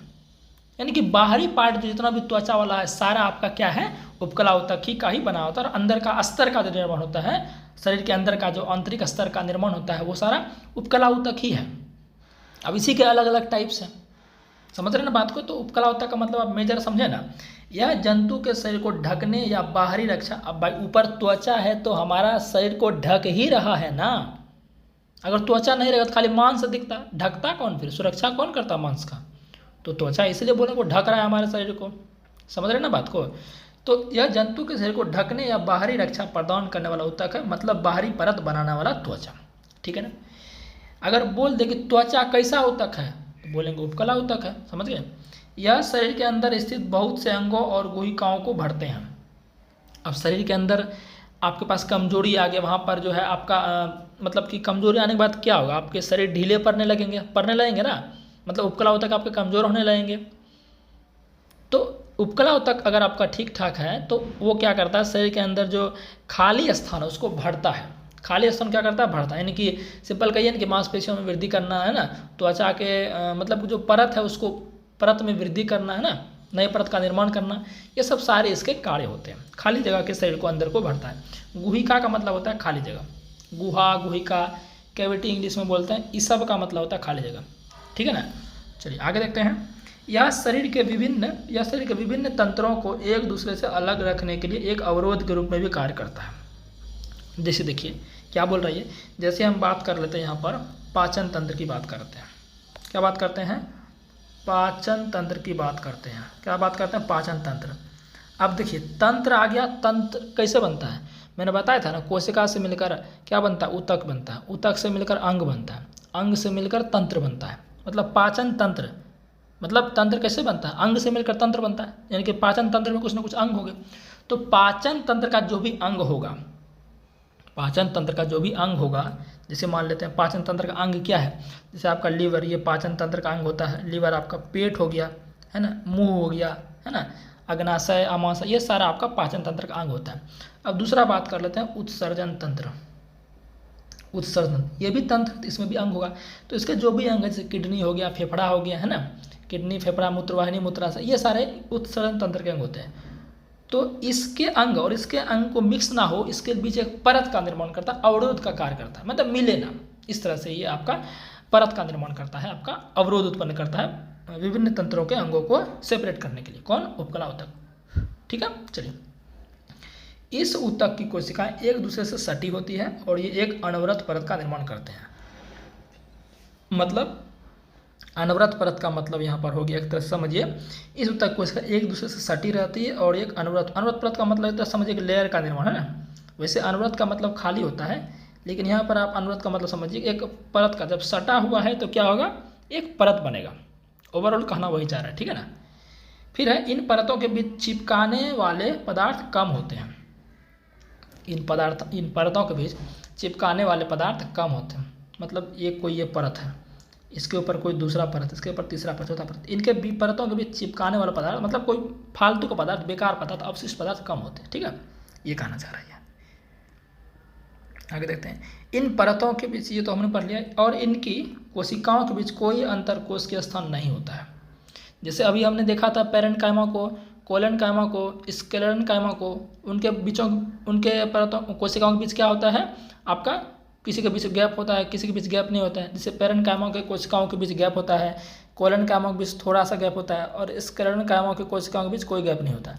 तो यहाँ पर जो है आपका, यहाँ पर जो आपका है मेरे भाई, कि उपकला उत्तक की जो परतें होती हैं, इसकी कोशिकाएं की जो परतें होती हैं, इनके बीच क्या होता है, अंतरकोश के स्थान नहीं के बराबर होता है। जब अंतरकोश के स्थान अगर रहेगा, अंतरकोश के स्थान का मतलब क्या होगा, कोशिकाओं के बीच गैप। जब कोशिकाओं के बीच गैप रहेगा तो एक दूसरे को कैसे आपस में बंधे रहेगा, अच्छे से टाइट से, तो ढीला पड़ जाएगा ना, इसीलिए गैप नहीं रहता है, ध्यान रखना।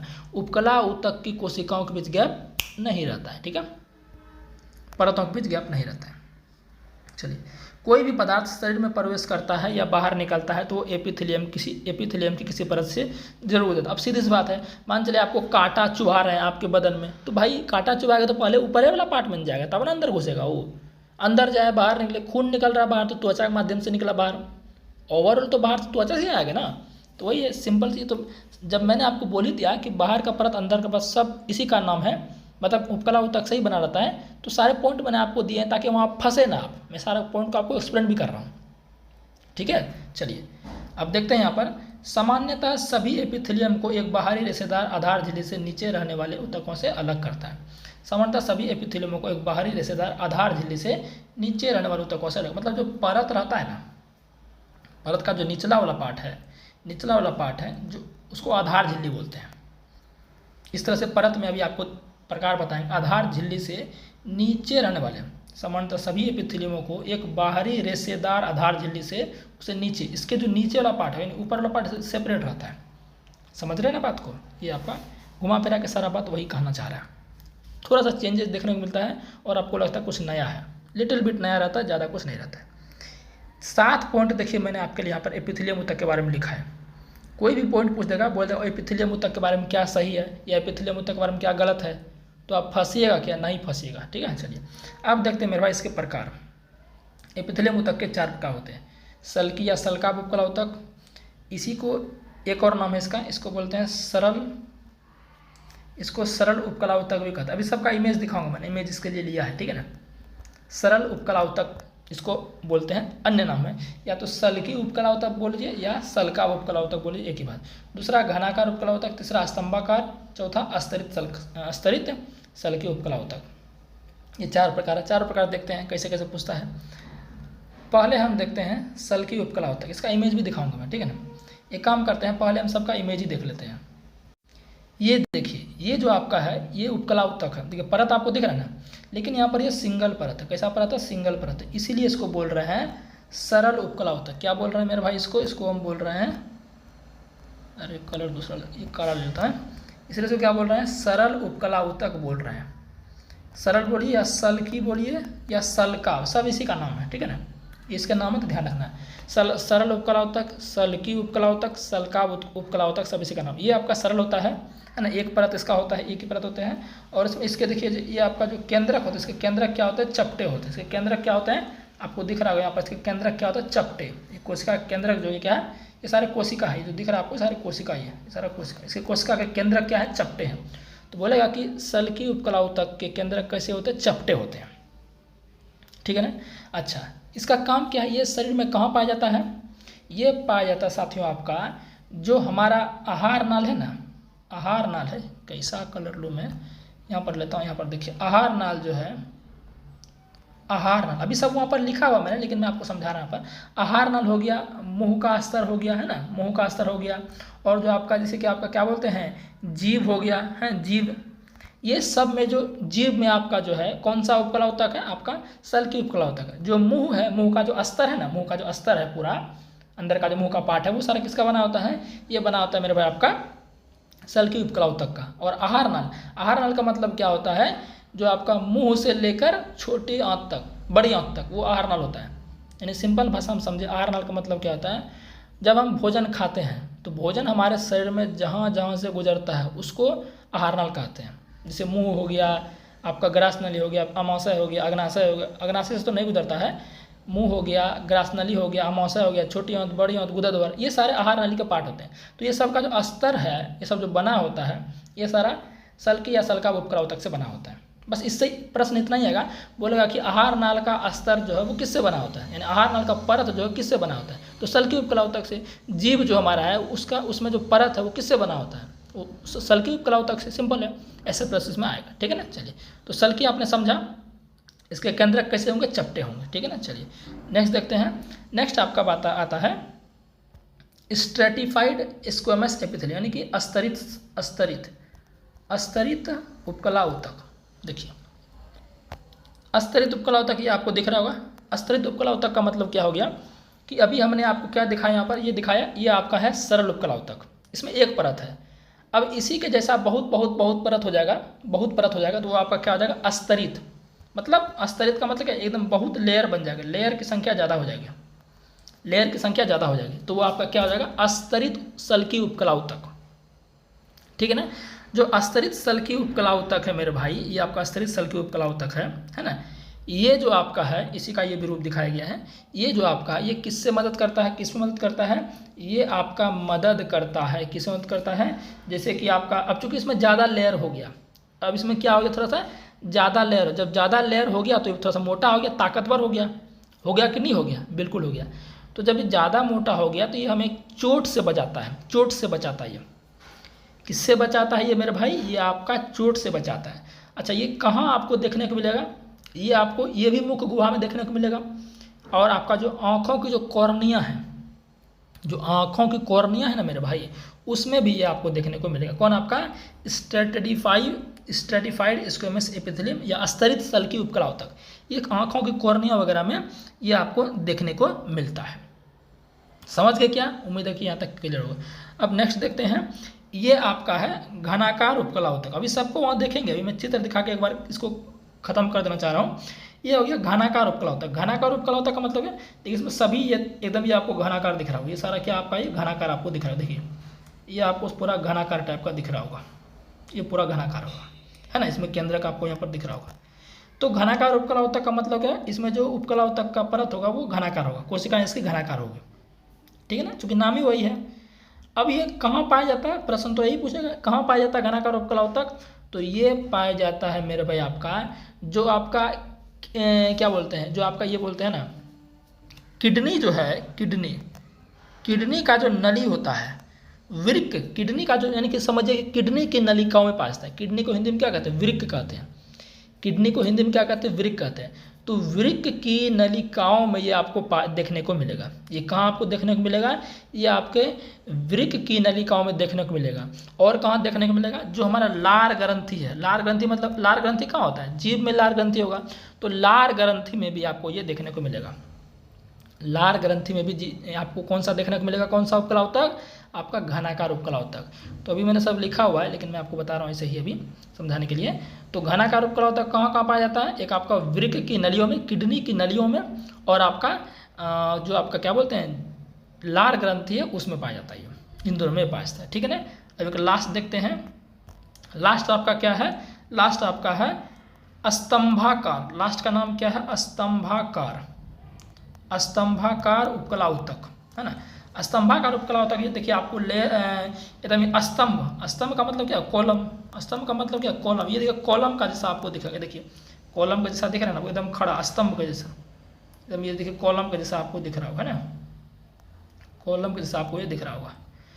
अब इनके ऊपर क्या होता है, इनके ऊपर ये आपको कुछ दिख रहा होगा इस तरह से, रस्सी टाइप का, इसको बोलते हैं रसांकुर। क्या बोलते हैं, इसको बोलते हैं रसांकुर, जो कि अवशोषण में मदद करता है। अवशोषण का मतलब सोखने में, अवशोषण का मतलब क्या, सोखने में। जैसे कि हम अच्छा पहले देख लेते हैं ये पाया कहाँ जाता है। तो ये जो स्तंभाकार है, ये आपका पाया जाता है कहाँ, छोटी आंत में।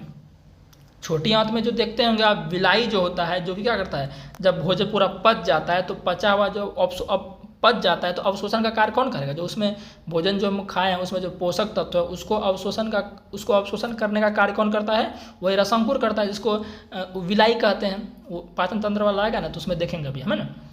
तो ये आपका जो ऊपर रसांकुर है, ये किस में मदद करता है, अवशोषित करने में पोषक तत्वों को। और ये हमारा कहाँ पाया जाएगा, छोटी आंत में पाया जाएगा। समझ गए ना मेरे भाई। और ये कहाँ पाया जाएगा, ये पाया जाता है श्वास नली में। कहाँ पाया जाता है, ध्यान रखिए।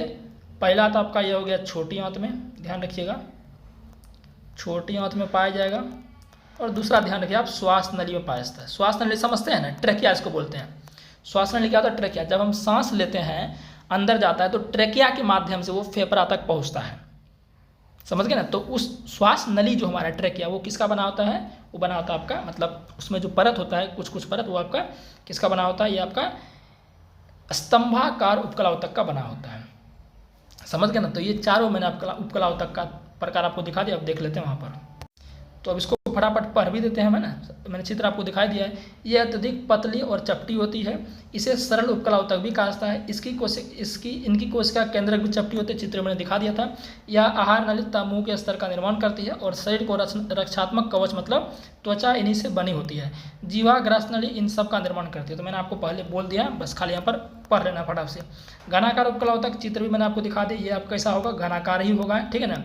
इसकी कोशिका घनाकार होती है, बिल्कुल नाम से ही पता चलता है। यह वृक्क नली और लार ग्रंथि की नली के स्तर का निर्माण करती है। बस इतना ही।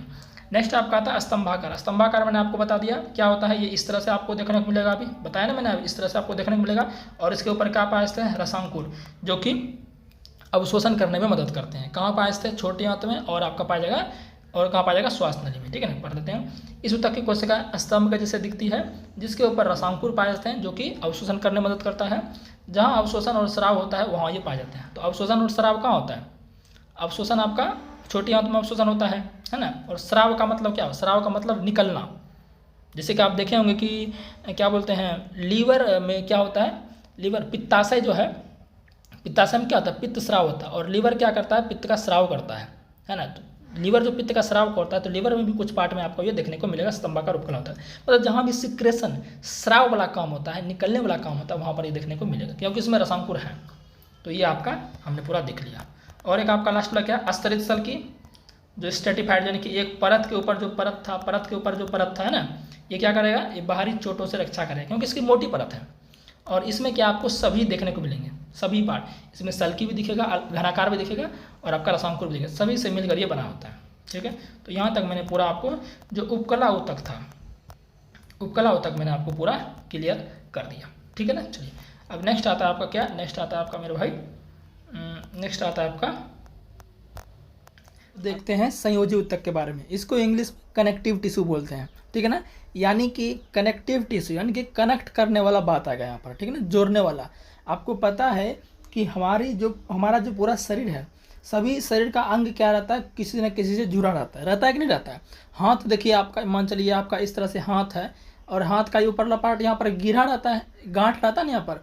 फिर ये शोल्डर वाले से, मतलब कंधा वाले से ये जुड़ा रहता है, बॉडी वाला जो यहाँ पर बॉडी वाला पार्ट रहता है, इससे यहाँ जुड़ा रहता है, तो जुड़ा हुआ है। तो कहना है कि मतलब कनेक्टिव टिश्यू का मतलब हो गया जोड़ने वाला बात। यहाँ लिक्विड को जोड़ने को आपको देखने को मिलेगा। जैसे कि रक्त, अपना रक्त क्या करता है, रक्त भी जोड़ने का कार्य करता है शरीर में। अब बोलेंगे सर रक्त क्या जोड़ता है, भाई फेफड़ा जो है, फेफड़ा आपका क्या करता है, रक्त को शुद्ध करता है।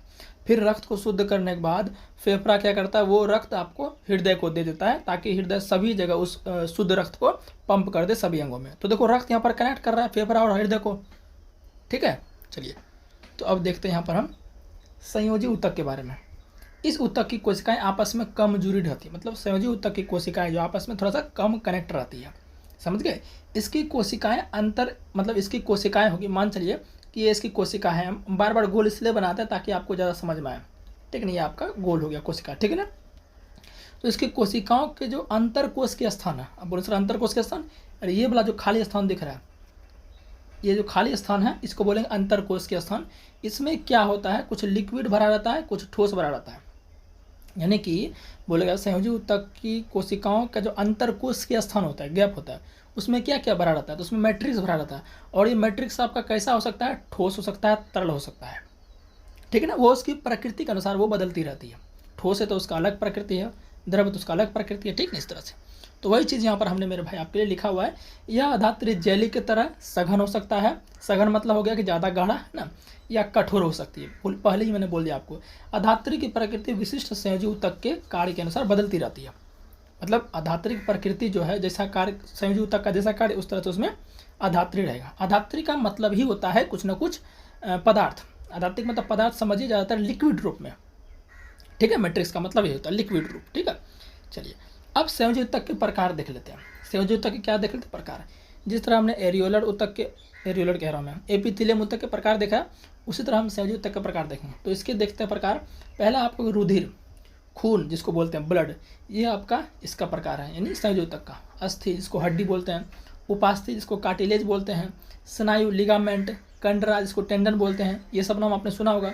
एरियोलर ऊतक जिसको हिंदी में अवकाशी ऊतक कहते हैं, वसामय ऊतक जिसको एडिपोज ऊतक कहते हैं, ठीक है ना। ये सारे किसके प्रकार हैं, ये सारे आपके संयोजी ऊतक के प्रकार हैं। टोटल 7 टाइप इसका हम देखेंगे संयोजी ऊतक का, ठीक है ना।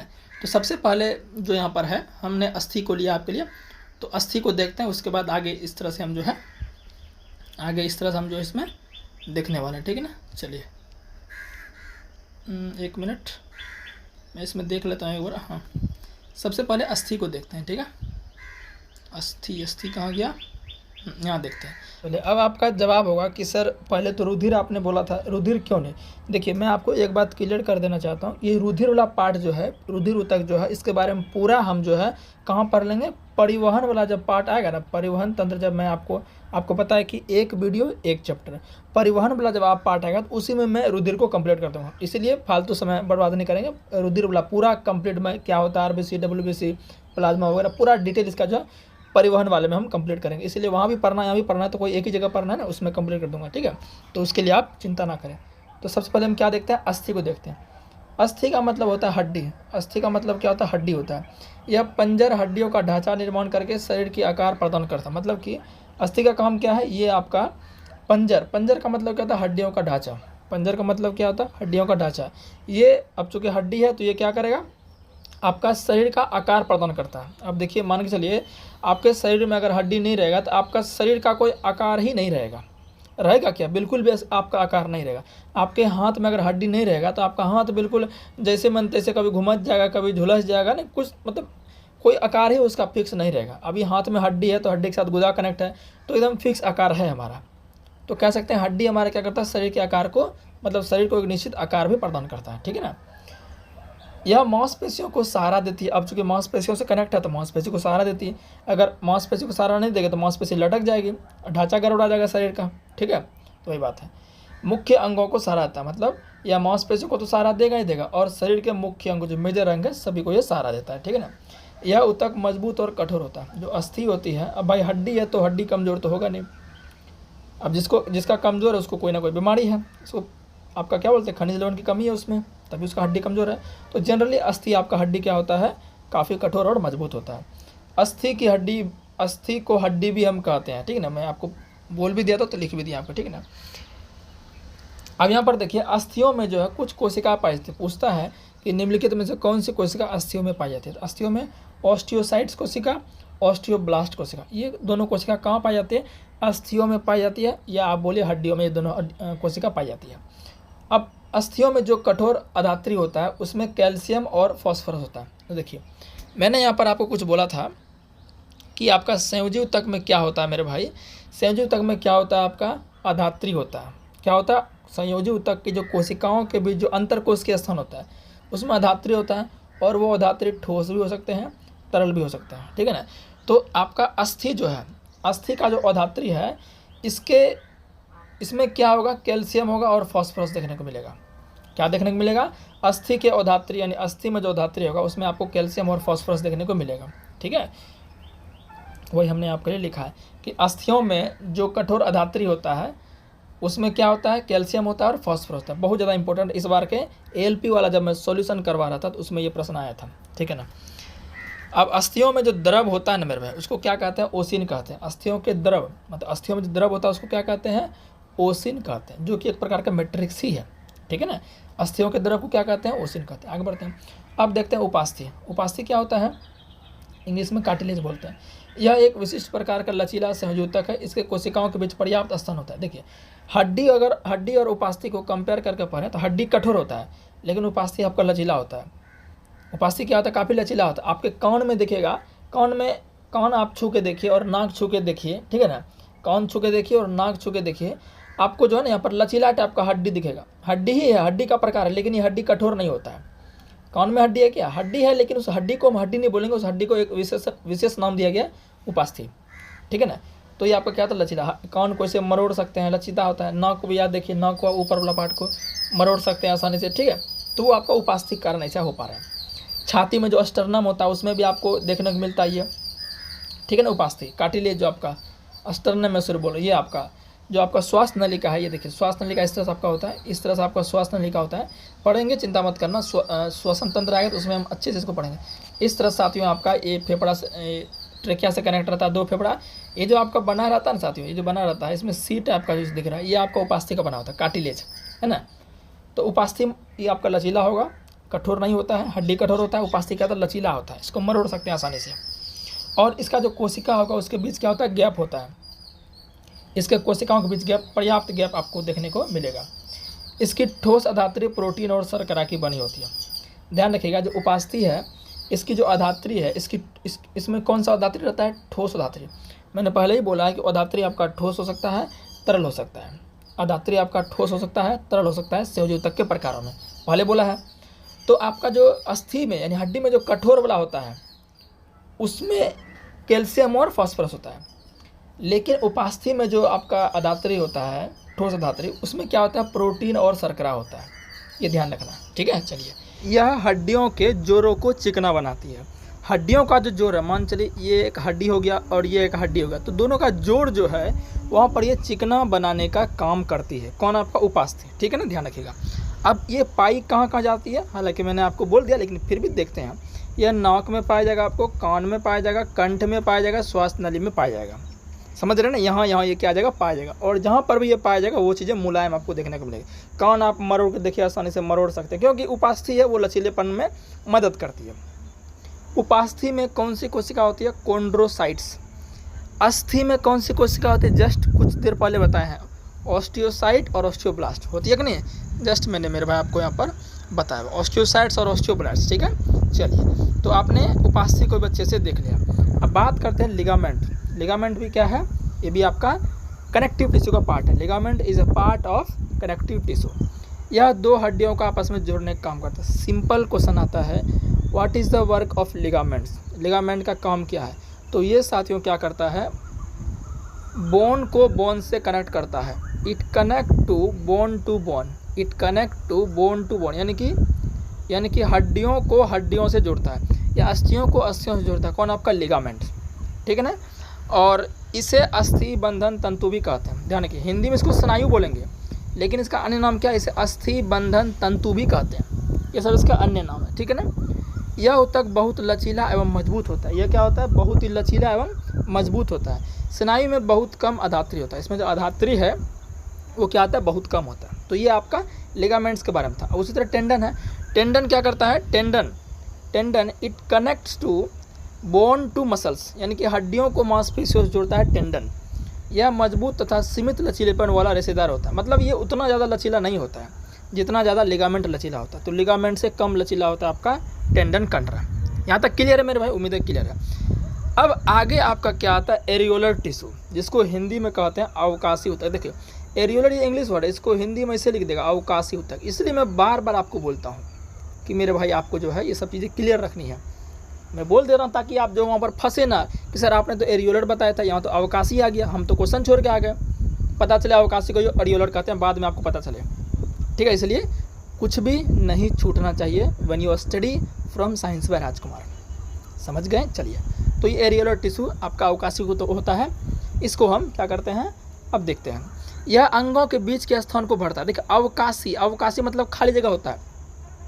ये अंगों के बीच के स्थान को भरता है। कोई अंग के बीच खाली स्थान है तो उसको ये क्या करेगा, भरेगा।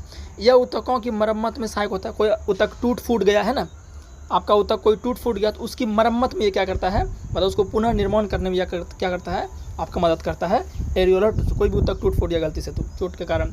यह त्वचा और मांसपेशियों के बीच रक्त नलिका के चारों ओर तथा नसों और अस्थि मज्जा में पाया जाता है। ये पाया कहाँ कहाँ जाता है, त्वचा और मांसपेशियों के बीच। बहुत बार 2018 वाला जो ग्रुप डी हुआ है, मैं 2018 वाला बोल रहा हूँ, 2022 वाला जो ग्रुप डी हुआ जिसमें हम लोग दिए थे उसमें खूब आया था ये प्रश्न कि त्वचा और मांसपेशियों के बीच कौन सा ऊतक होता है, तो एरियोलर ऊतक होता है। तो यह आपको त्वचा और मांसपेशियों में देखने को मिलेगा। और रक्त नलिका जो है, जो खून बहने की नली है ना, जैसे धमनी हो गया, सीरा हो गया, ये खून बहने की नली है, केशिकाएं हो गया, ये सब में देखने का आपको ये मिलता है, ठीक है ना। नसों और अस्थि मज्जा में ये आपका पाया जाएगा एरियोलर टिश्यू, ठीक है ना। इसका मेजर काम यही है जो कि बार बार पूछता है कि आपका त्वचा और मांसपेशियों के बीच कौन सा ऊतक होता है, तो ये होता है एरियोलर टिश्यू, अवकाशी ऊतक। समझ गए ना मेरे भाई, आगे बढ़े। चलिए आगे बढ़ते। कभी कभी थोड़ा सा फ़ोन उन बच जाता है तो क्या करिएगा, बगल में रूम हल्ला होता है, कोई बात नहीं, आपको बस समझते जाना है, ठीक है ना। यह आंतरिक अंगों को भी सहारा देता है। ये क्या करता है, आंतरिक अंगों को भी सहारा देता है, समझ गए ना। चलिए आगे बढ़ते हैं। अब बात करते हैं हमारा वसामय ऊतक, जिसको एडिपोज टिश्यू कहते हैं। देखिए इसके नाम में वसा है, वसा मतलब फैट, लिपिड, ठीक है। यह ऊतक त्वचा के नीचे आंतरिक अंगों के बीच पाया है।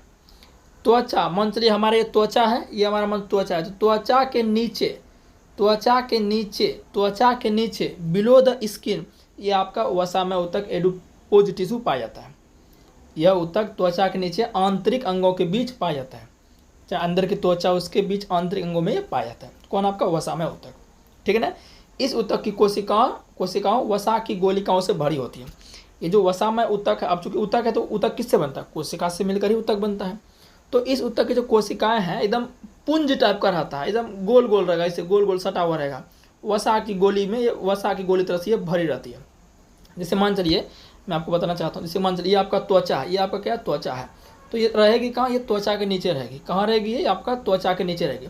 तो त्वचा के नीचे ये आपका एकदम गोल गोल जो है वसा की पुंजों की तरह ये आपका इसका समझिए कि ये दिखता है, इस तरह से आपका रहता है त्वचा के नीचे वसा की गोलियों की पुंजों की तरह, ठीक है ना। कौन? आपका वसामय ऊतक। यह वसा का संग्रहण करता है। अब चूंकि नाम ही है वसामय ऊतक, यानी कि वसा को स्टोर करता है, वसा को जमा करके रखता है। आपको पता है कि वसा क्या, एक प्रकार का क्या है? पोषक तत्व है, जिसे खाने से हमें क्या मिलता है? ऊर्जा मिलती है। सबसे ज़्यादा वसा खाने से ही ऊर्जा मिलती है, लेकिन ज़्यादा खाने से हानि भी है। कोलेस्ट्रॉल बढ़ जाएगा तो नस में ब्लॉकेज पैदा करता है, ठीक है ना। तो वसा क्या एक प्रकार का हमारा पोषक तत्व है। और ये जो वसा में ऊतक है, ये वसा का संग्रहण का मतलब जमा करना, एक्स्ट्रा है तो ये जमा कर लिया, इसलिए यह उष्मीय कुचालक का कार्य करता है। अब देखिए वसा सब जो ज़्यादा खाएगा ना, वो उसको जल्दी ठंड वगैरह नहीं लगता है, नहीं कहता है।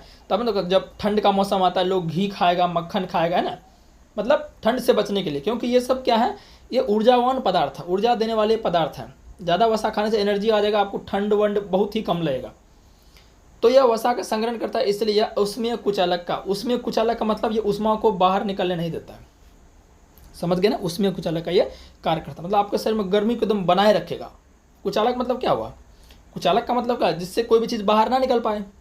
कुचालक का मतलब जिससे कोई भी चीज़ बाहर ना निकल पाए। आप करंट में पढ़ते होंगे फिजिक्स में, एक होता है चालक, आपने सुना होगा, और एक होता है आपका अचालक। तो अचालक को ही हम कुचालक भी बोलते हैं। चालक का मतलब जिससे जो चालक पदार्थ का मतलब क्या हो? जिससे करंट आपका प्रवाहित हो सके। अचालक का मतलब क्या? जिससे करंट आपका प्रवाहित नहीं हो सके। तो यहाँ पर समझिए, चालक मतलब कोई भी चीज़ इससे प्रवाह होगा, अचालक मतलब कोई भी चीज़ इससे प्रवाह नहीं होगा। तो वसा में ऊतक उष्मीय कुचालक होता है, जिससे गर्मी हमारे शरीर में बनी रहे, गर्मी बाहर ना निकले, ठीक है। देखिए अभी आपको ट्रेन का आवाज़ आ रहा होगा थोड़ा सा ना, एक्सप्रेस जा रही है अभी। चलिए, और यह जो है ठंडे प्रदेशों के जंतुओं में ज़्यादा पाया है। जो ठंडे प्रदेश हैं, जैसे लद्दाख वगैरह हो गया, हिमाचल वगैरह हो गया, जम्मू कश्मीर, जो ठंडे प्रदेश हैं, वहाँ का जो जंतु होता है, अब चूँकि ज़्यादा अगर ठंडा मार देगा तो क्या लोग जी पाएगा? नहीं जी पाएगा, है ना। जी पाएगा भाई? नहीं जी पाएगा। तो इसलिए ठंडे प्रदेश में जो जंतु होते हैं उसमें ये वसामय ऊतक ज़्यादा पाया जाता है, ठीक है ना। चलिए अब आपका नेक्स्ट कौन सा ऊतक है? पेशीय ऊतक। इसको मस्कुलर टिश्यू बोलते हैं। पढ़ते हैं क्या होता है ये?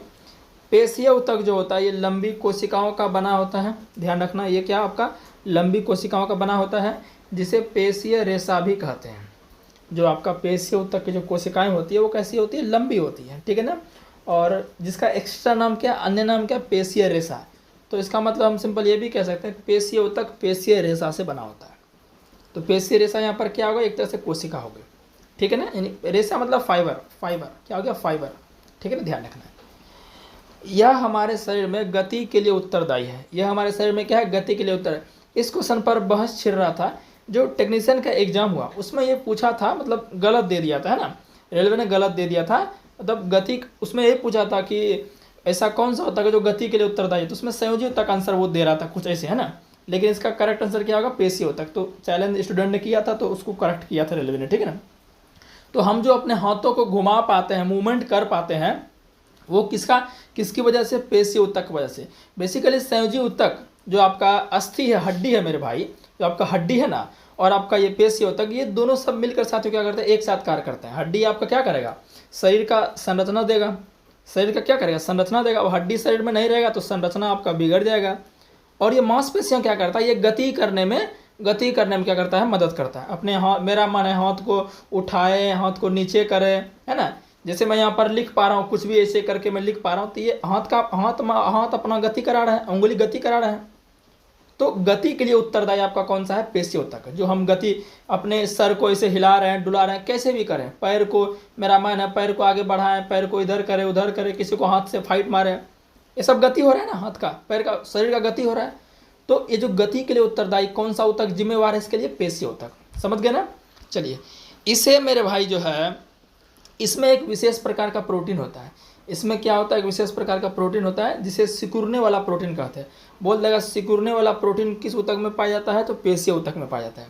इसी के कारण संकुचन एवं प्रसार होता है। संकुचन का मतलब क्या हुआ? सिकुड़ जाना। प्रसार का मतलब फैलना, मतलब अपने हाथों को कभी मोड़ लेंगे, कभी फैलाएंगे, तो ये सब आपका सिकुड़ने वाला प्रोटीन के कारण होता है, जो कि पेशीय ऊतक में पाया जाता है। ठीक है ना? तो पेशीय ऊतक रिवीजन करते हैं। पेशीय ऊतक लंबी कोशिकाओं का बना होता है, जिसे हम पेशीय रेशा भी कहेंगे। और ये हमारे गति के लिए, ये बहुत ज़्यादा मेजर पॉइंट है इसके लिए, कि पेशीय ऊतक का काम क्या है? ये हमारे शरीर के गति के लिए क्या होता है? आपके लिए गति के लिए जिम्मेदार होता है। ठीक है ना?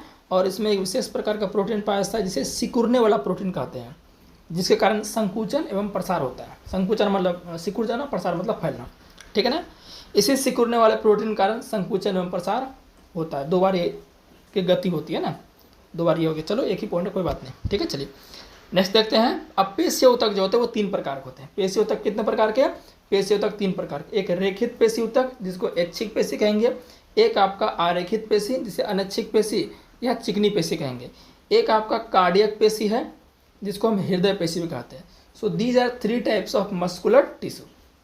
पहला रेखित, जिसका दूसरा नाम ऐच्छिक है, दूसरा आरेखित, दूसरा नाम अनैच्छिक पेशी या चिकनी पेशी, तीसरा कार्डियक, जो आपका हार्ट से रिलेटेड है, हृदय पेशी। ठीक है ना?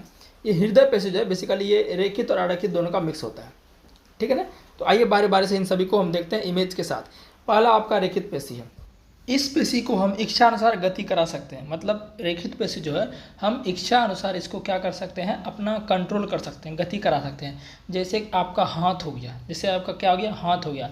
आपका मन है कि हाथ को हमें मोड़ना है, या उसको बंद करना है, या हाथ से किसी को मारना है, हाथ से कुछ लिखना है, हाथ से कुछ काम करना है, तो ये आपकी इच्छा के अनुसार होगा। आप जैसा हाथ को इशारा करेंगे, संकेत देंगे, वो वैसा कार्य करेगा, अपने इच्छा के अनुसार है। समझ गए ना बात को?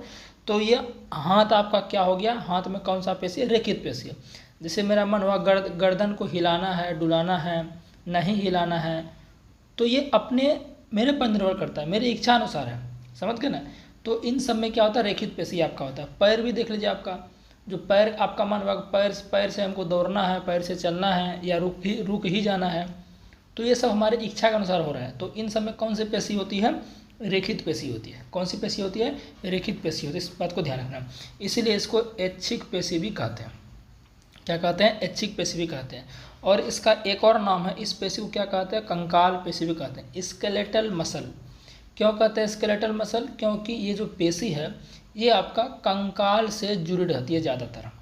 ये आपका ज़्यादातर कंकाल से जुड़ी रहती है, इसीलिए इसको हम क्या कहते हैं? अन्य नाम इसका कंकाल पेशी भी हो गया, रेखित पेशी भी हो गया, ऐच्छिक पेशी भी हो गया। समझ रहे हैं ना? इतना सब इसको बात कहा जाता है, क्योंकि ये ज़्यादातर हड्डियों से जुड़ी होती है। मैंने आपको लिख दिया।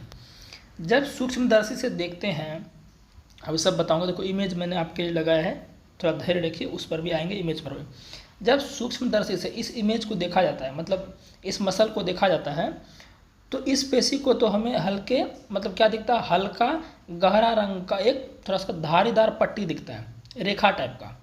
यहाँ देखिए, आप यहाँ देख सकते हैं, ये देखिए, ये आप जब ये आपका जो है, ये आपका समझिए कि माइक्रोस्कोपिक व्यू, यानी कि सूक्ष्मदर्शी का ये दृश्य दिखाएगा। यहाँ पर देखिए, जब सूक्ष्मदर्शी से, माइक्रोस्कोप से जब इस मसल को देखा जाता है, तो इसमें देखिए आपको ये गहरा भूरा रंग का दिख रहा है। अरे ये कैसा कलर है? अरे बोलिए, गहरा नहीं है, गहरा भूरा कलर है कि नहीं है? बिल्कुल गहरा भूरा लाल कलर है, लाल कलर का है। ठीक है ना? और इसमें देखिए, आपको इसमें देखिए धारीदार पट्टी दिखेगा। देखिए यहाँ देखिए, आप धारीदार पट्टी देखिए, इस तरह से धारीदार पट्टी आपको दिख रहा है क्या? रेखा टाइप का दिख रहा है ना? बिल्कुल दिख रहा है। तो ये धारीदार पट्टियाँ, इसकी क्या विशेषता है? तो प्रश्न आता है कि उस पेशी को क्या कहते हैं जिसमें रेखाएं, धारीदार पट्टी लाल गहरी भूरी रंग की होती है, इस तरह से देगा, तो वो आपका रेखित पेशी होता है। समझ गए ना? और इसमें देखिए केंद्रक भी आपको बहुत सारे दिखेंगे। देखिए सारे ये भी केंद्रक है, ये केंद्रक है, केंद्रक है, केंद्रक है, केंद्रक है, केंद्रक है, केंद्रक है, केंद्रक है, मतलब बहुत सारे केंद्रक हैं। और जब बहुत सारे केंद्रक, इसको हम क्या बोलेंगे? बहुकेंद्रकीय। क्या बोलेंगे? बहुकेंद्रीय बोलेंगे। बहुकेंद्रीय या बहुनाभीय एक ही बात हुआ। नाभिक को हम केंद्रक भी बोलते हैं, केंद्रक बोलो नाभिक बोलो एक ही बात है, समझ गए ना। और ये आपका लंबी होगी बेलनाकार। देखिए हमने सब यहाँ पर आपके लिए लिखा हुआ है। इस उत्तक की कोशिकाएं लंबी होगी, देखिए लंबी भी है, लंबी है कि नहीं। और आपको कैसा दिख रहा है? बेलन के जैसा दिख रहा है, आकृति में कैसा है? बेलन के जैसा है। लंबी बेलनाकार शाखा रहित। शाखा रहित मतलब इसका कोई शाखा नहीं होता है, ब्रांच। इस पेशी का कोई शाखा नहीं होता, तो ये शाखा रहित होता है। और क्या होता है? बहुनाभीय। बहुनाभीय बोलिए, बहुकेंद्रीय बोलिए, एक ही बात है, मतलब बहुत सारे केंद्रक हैं। देखिए है ना, यहाँ भी केंद्रक है, यहाँ भी केंद्रक, यहाँ भी केंद्रक, यहाँ भी केंद्रक, ठीक है ना। अब देखिए ये कहाँ पाई जाती है? तो ये आपका पाई जाती है हाथ में, पैर में, पीठ में और अन्य अंगों में पाई जाती है। मतलब ये वहाँ पर पाई जाएगी जहाँ पर हम अपने इच्छानुसार उस चीज़ को कंट्रोल कर सकते हैं। समझ गए कि नहीं बात को? तो ध्यान रखिएगा। चलिए ये आपका हो गया स्केलेटल मसल, या इसी को हम क्या बोलते हैं? रेखित पेशी कहते हैं, या ऐच्छिक पेशी कहते हैं, या कंकाल पेशी कहते हैं, ठीक है ना। चलिए दूसरा आता है आपका अरेखित पेशी। देखिए इसमें आ गया अरेखित। अरेखित मतलब ये रेखित नहीं होगा, यानी जिस तरह मैंने देखा कि ये क्या था? रेखित था, मतलब इसमें रेखा आपको बना हुआ दिख रहा था, इस तरह से रेखा रेखा दिख रहा था, है ना, रेखा रेखा दिख रहा था। लेकिन इसमें कुछ ऐसा आपको देखने को नहीं मिलेगा। ये इसमें रेखा होता नहीं है, धारीदार पट्टियाँ होती ही नहीं है इसमें, ठीक है ना। तो इस पेशी को हम अपने इच्छानुसार गति नहीं करा सकते हैं। अभी आपने देखा कि रेखित पेशी जो है उसको ऐच्छिक पेशी भी कहते हैं। क्यों? क्योंकि रेखित पेशी वाले जो अंग हैं, जैसे हाथ, पैर, गर्दन, ये सब जो हैं, इनको हम अपने अनुसार गति करा सकते हैं जब मेरा मन हुआ। लेकिन जो अरेखित पेशी वाले अंग हैं, ये आपके कंट्रोल में नहीं है, ये आपके इच्छानुसार काम नहीं करते हैं, ठीक है ना। तो इस बात को ध्यान रखना। जब ये इच्छानुसार, हमारे इच्छानुसार नहीं काम कर रहा है, तो इसको हम ऐच्छिक बोलेंगे क्या? अरे ऐच्छिक का मतलब होता है अपने इच्छानुसार, लेकिन तो ये हमारे इच्छानुसार है ही नहीं, तो ये क्या है? अनैच्छिक है, मतलब हमारे इच्छानुसार नहीं है, अनैच्छिक है, यानी कि नॉन वॉलंटरी। वॉलंटरी मीन्स ऐच्छिक होता है, नॉन वॉलंटरी मीन्स अनैच्छिक होता है, ठीक है ना। तो ये हमारा क्या होता है? अनैच्छिक पेशी, क्योंकि ये हमारे कंट्रोल में नहीं होता है। इसे चिकनी पेशी भी कहते हैं। अब देखो अलग अलग नाम आपको ध्यान रखना है। रेखित पेशी को आपने कंकाल पेशी भी बोला, बोला कि नहीं बोला? बोला ना, बिल्कुल बोला। और उसको आपने क्या बोला? उसको और आपने क्या बोला? रेखित पेशी को आपने क्या बोला? कंकाल पेशी भी बोला। और क्या बोला? कभी कभी मेरे माइंड से भी निकल जाता है ना। और आपने क्या बोला? इसको ऐच्छिक पेशी बोला, है ना। और आरेखित पेशी को आपने क्या बोला? अलग से अनैच्छिक बोला, क्योंकि हमारे ये कंट्रोल में नहीं है। और इसे चिकनी पेशी भी कहते हैं। चिकनी पेशी क्यों कहते हैं? क्योंकि इसमें जो रेखाएं हैं वो नहीं होती, क्योंकि इसके नाम में यह अरेखित मतलब रेखा नहीं होगा। तो चिकनी का कारण है कि इसमें रेखा नहीं पाई जाती है, ठीक है ना। इसका इमेज में दिखाऊंगा। ये कहाँ आती है? आहार नाली में, जो आहार नाल है, आहार नाल होगा, ठीक है ना, आहार नाल। आहार नाल में भोजन का प्रवाह या रक्त नलिका का प्रसार एवं संकुचन ये हमारे नियंत्रण में नहीं है। देखिए ये पाई कहाँ जाएगी? आहार नाल। आहार नाल जैसे आपका हो गया, आहार नाल में जो मसल्स आपका है ना, उसमें ये सब आपको देखने को मिलता है। वो सब मसल्स आपको इसमें ये देखने को मिलता है। जो आहार नाल आपका, आहार नाल का मतलब क्या होता है? इसको इंग्लिश में एलिमेंट्री कैनाल बोलते हैं। भोजन हमारे खाने के बाद जहाँ जहाँ से गुजरता है उसको क्या बोलेंगे? एलिमेंट्री कैनाल बोलेंगे। तो क्या आपका मतलब आपका इच्छा है हम भोजन अंदर ले लिए और आप बोल दीजिएगा कि हमारा जो है आहार नाल सही से काम ना करे? ऐसा संभव है? नहीं संभव है ना। वो तो आहार नाल का जो अंग है वो तो अपना कार्य करेंगे। मुंह में जब भोजन लीजिएगा तो मुंह क्या करेगा? मुंह क्या करेगा? जीव उसमें लार मिलाएगा, मिलाएगा कि नहीं मिलाएगा? वो तो उसका कार्य, आप उसमें कंट्रोल नहीं कर सकते हैं। समझ रहे ना बात को? पेट में भोजन किया, अब आपका मन नहीं, पेट में भोजन नहीं पचे, तो आपका कहने से थोड़े होगा। वहाँ तो पचने का कार्य हो गया, जो प्रोटीन एंजाइम वसा वगैरह सब वहाँ पर कार्य होगा। समझ गए ना। तो ये हमारे सब क्या होते हैं? हमारे क्या होता है? अनैच्छिक पेशियाँ होती है। तो अनैच्छिक पेशियाँ में आपका आरेखित पेशी होता है, ठीक है। आहार नाली में भोजन का प्रभाव। रक्त नलिका, रक्त नलिका समझते हैं ना, जिनमें रक्त बहे, जैसे कि धमनी, सिरा, केशिकाएँ, ये सब रक्त नलिका होती है। आप बोल देंगे, आपका इच्छा है कि भाई रक्त तू ना बहा, मैं बोल दिया रक्त तू मत बहना, क्या आपके कहने से होगा? नहीं होगा ना, वो तो बहेगा ही, वो आपके कंट्रोल में नहीं है। समझ रहे ना। तो ये बात यहाँ पर है। रक्त नलिका के प्रसार एवं संकुचन। प्रसार मतलब फैलना, संकुचन मतलब सिकुड़ना। मतलब जो रक्त नलिका है, कभी जब उसमें तेज खून बहेगा तो वो थोड़ा सा उसका प्रसार होगा, जब कम खून बहेगा तो सिकुड़ जाएगा, है ना, इस तरह से आपका। यह आँख की पलक, मूत्रवाहिनी और फेफड़ों की श्वसनी में पाया जाता है। कहाँ का पाया जाता है? ये आपका आँख की पलक, मूत्रवाहिनी और फेफड़ों की श्वसनी वगैरह में ये आपका पाया जाता है। समझ गए ना बात को? चलिए, फेफड़ा को आप बोलिएगा कि भाई फेफड़ा तू काम मत करो, क्या पॉसिबल है? क्या नहीं पॉसिबल है। तो ये सब आपके कंट्रोल में नहीं है, ठीक पर भाई। चलिए, अब आपका नेक्स्ट है, इस ऊतक की कोशिकाएं लंबी होगी। लंबी तो वो भी थी, ये भी लंबी है, और इनका आखिरी सिरा नुकीली तथा तर्कुरूपी होता है तथा एक केंद्रीय होता है। देखिए, इस ऊतक कोशिका क्या होगी? लंबी होगी, इनका आखिरी सिरा नुकीली होगा। देखिए, आखिरी सिरा इसका ये है, आखिरी सिरा क्या होगा? नुकीली, मतलब नोक जैसा, एकदम काटा ऐसे नोक जैसा, आप देख सकते हैं यहाँ पर, नुकीली टाइप का। और क्या होगा? तर्कुरूपी। तर्कुरूपी का मतलब होता है इस तरह से, ये जो आपको दिख रहा है ना, ये जो दिख रहा है इसको तर्कुरूपी बोलते हैं। ये जो संरचना दिख रही है आपको, ये संरचना दिख रही है, ये संरचना जो दिख रही है ना, इस संरचना को हम बोलते हैं तर्कुरूपी संरचना। इसको क्या बोलते हैं? तर्कुरूपी संरचना। ध्यान रखिएगा, तर्कुरूपी संरचना बोलते हैं, ठीक है ना। स्पिंडल के जैसा, आई थिंक इंग्लिश में यही बोलते हैं इसको, लेकिन आप हिंदी ध्यान रखो, तर्कुरूपी जैसा ये दिखता है ना, ये तर्कुरूपी संरचना ही है, ठीक है ना।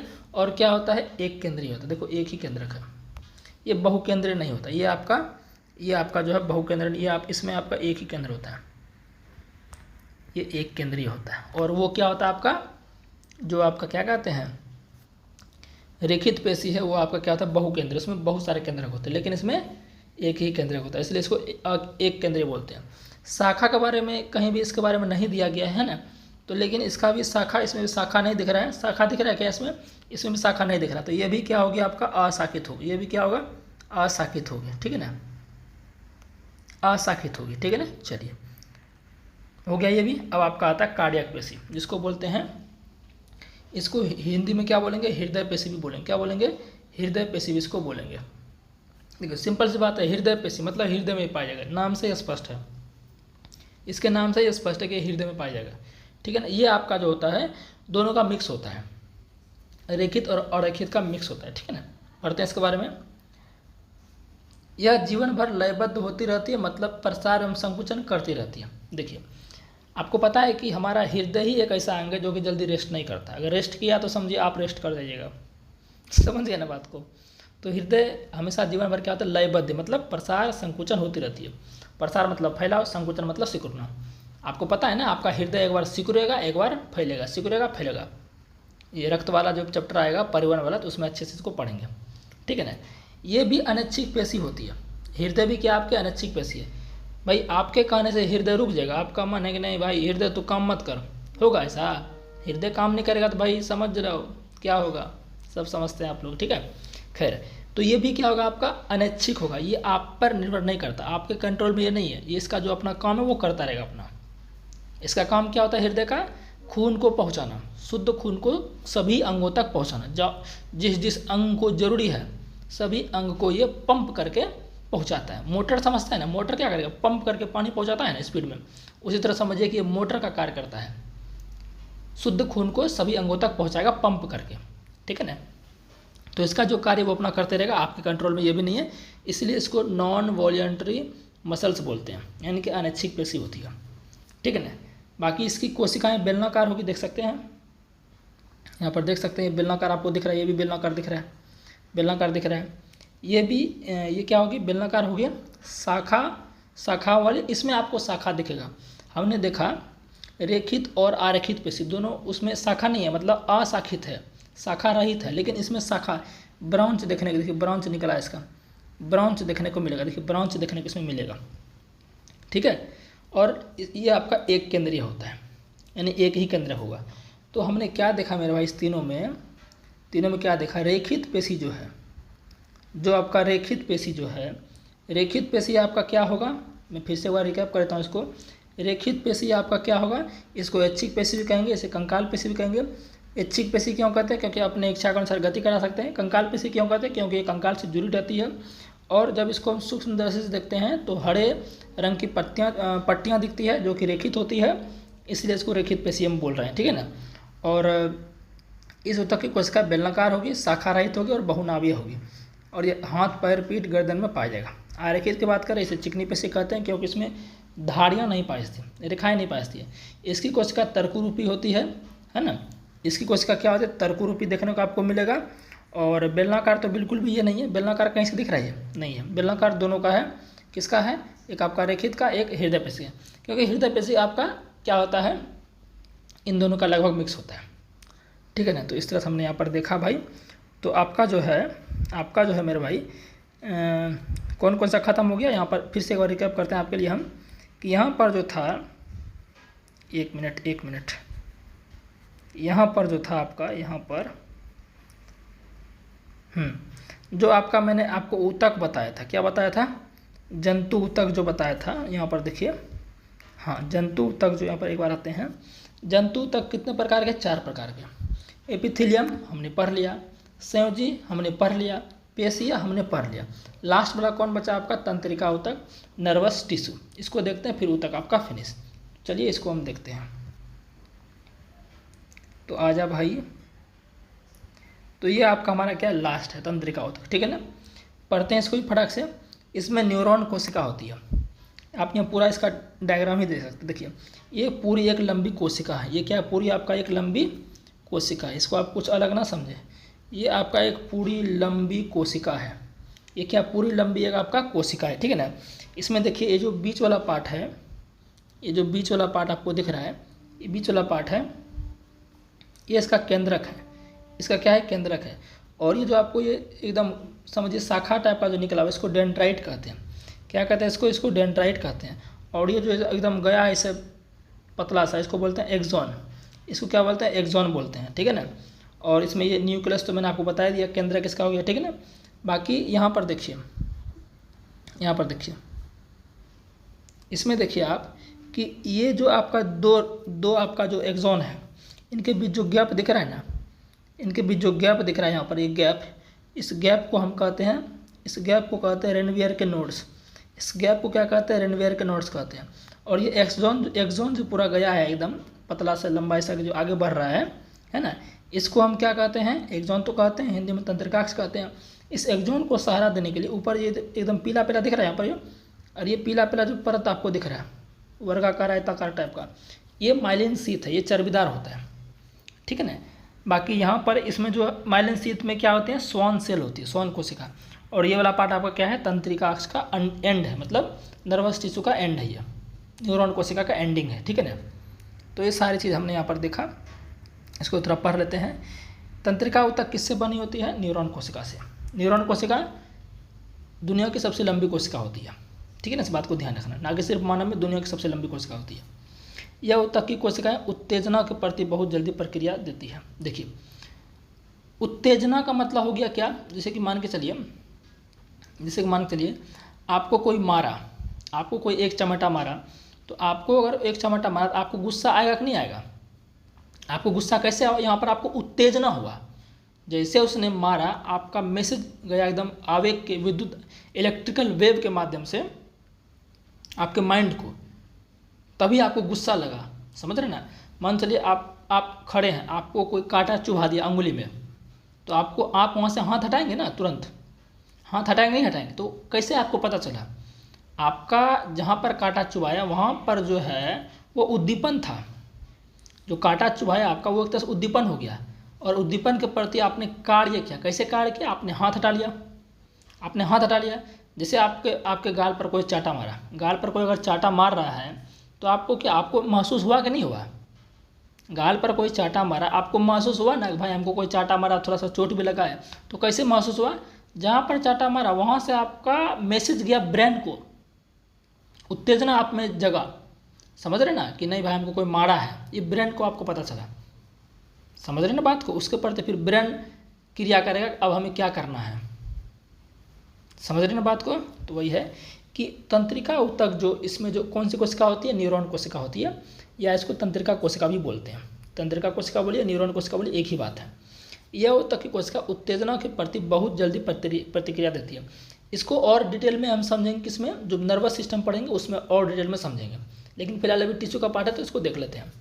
मस्तिष्क, मेरुरज्जु तथा तंत्रिकाएं सभी तंत्रिका ऊतक से बने होते हैं। मस्तिष्क हो गया, मेरुरज्जु इसको स्पाइनल कॉर्ड बोलते हैं, जो पीठ के पीछे आपका है ना, पीठ के पीछे उसको क्या बोलते हैं, मेरुरज्जु स्पाइनल कॉर्ड, तथा तंत्रिकाएं जो नर्व्स होती हैं, ये सभी तंत्रिका ऊतक के ही पार्ट हैं, ठीक है ना।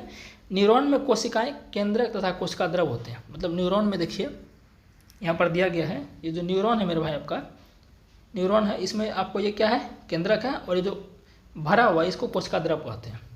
बाकी सारा हमने यहाँ पर आपको लिखा हुआ है कि डेंड्राइट्स का कार्य क्या होता है। देखिए डेंड्राइट्स का कार्य क्या होता है, यह न्यूरॉन में बहुत सारे छोटी शाखा की तरफ प्रवर्ध निकले होते हैं। देखिए ये निकला हुआ है ना, यहाँ पर देखिए ये निकला हुआ, देखिए एकदम ये निकला हुआ है, जो निकला हुआ है इसको बोलते हैं डेंड्राइट्स। क्या बोलते हैं, डेंड्राइट्स बोलते हैं।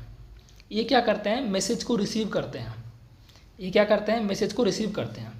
जैसे कि मान के चलिए आपको किसी ने मारा, तो आपको किसी ने मारा तो कैसे पता चला, आपको मारा तो आपको चोट भी लगा होगा, तो जैसे मारा आपको वो मैसेज जाएगा दिमाग को, तो दिमाग में बेसिकली जो न्यूरॉन कोशिका उसको जाता है, फिर उसके बाद वो क्या करता है, कार्य करता है।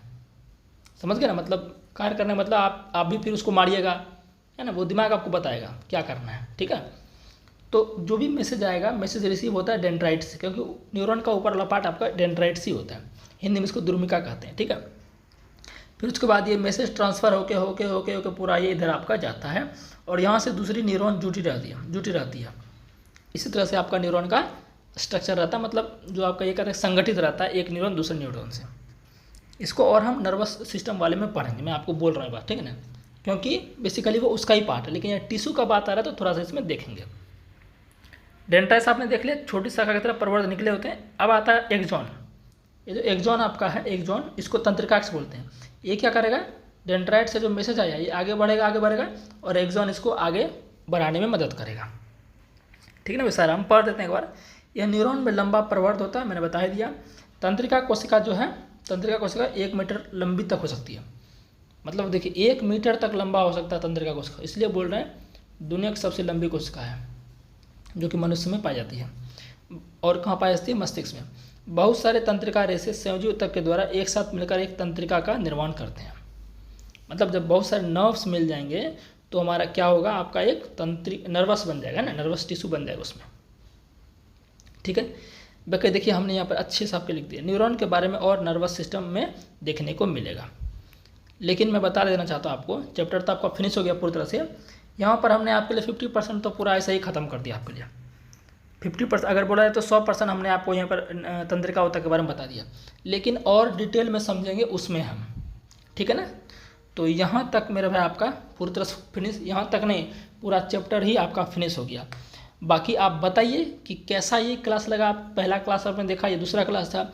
अब जो नेक्स्ट आपका आएगा, नेक्स्ट जो आएगा, नेक्स्ट आपका कौन सा आएगा, नेक्स्ट आपका आएगा लाइफ प्रोसेस। क्या आएगा, लाइफ प्रोसेस आएगा। और लाइफ प्रोसेस में सबसे पहले क्या आएगा आपका, ये आएगा आपका लाइफ प्रोसेस में सबसे पहले आपका आ जाएगा डाइजेस्टिव सिस्टम। मतलब लाइफ प्रोसेस में सभी को एक बार ख़त्म करेंगे, चाहे वो डाइजेस्टिव सिस्टम हो, नर्वस सिस्टम हो, एक्सक्रीटरी सिस्टम हो, और आपका एक और कौन बच गया आपका, ब्लड सर्कुलेटरी सिस्टम। इसको सभी को एक साथ ख़त्म करेंगे। मेरा पूरा प्रयास रहेगा इसको एक साथ ख़त्म करने का। बाकी देखते हैं आगे, ठीक है ना। डेली क्लास आपको मिल ही रहा है, कमेंट करके अपना जो भी है ज़रूर बताइए। चलिए।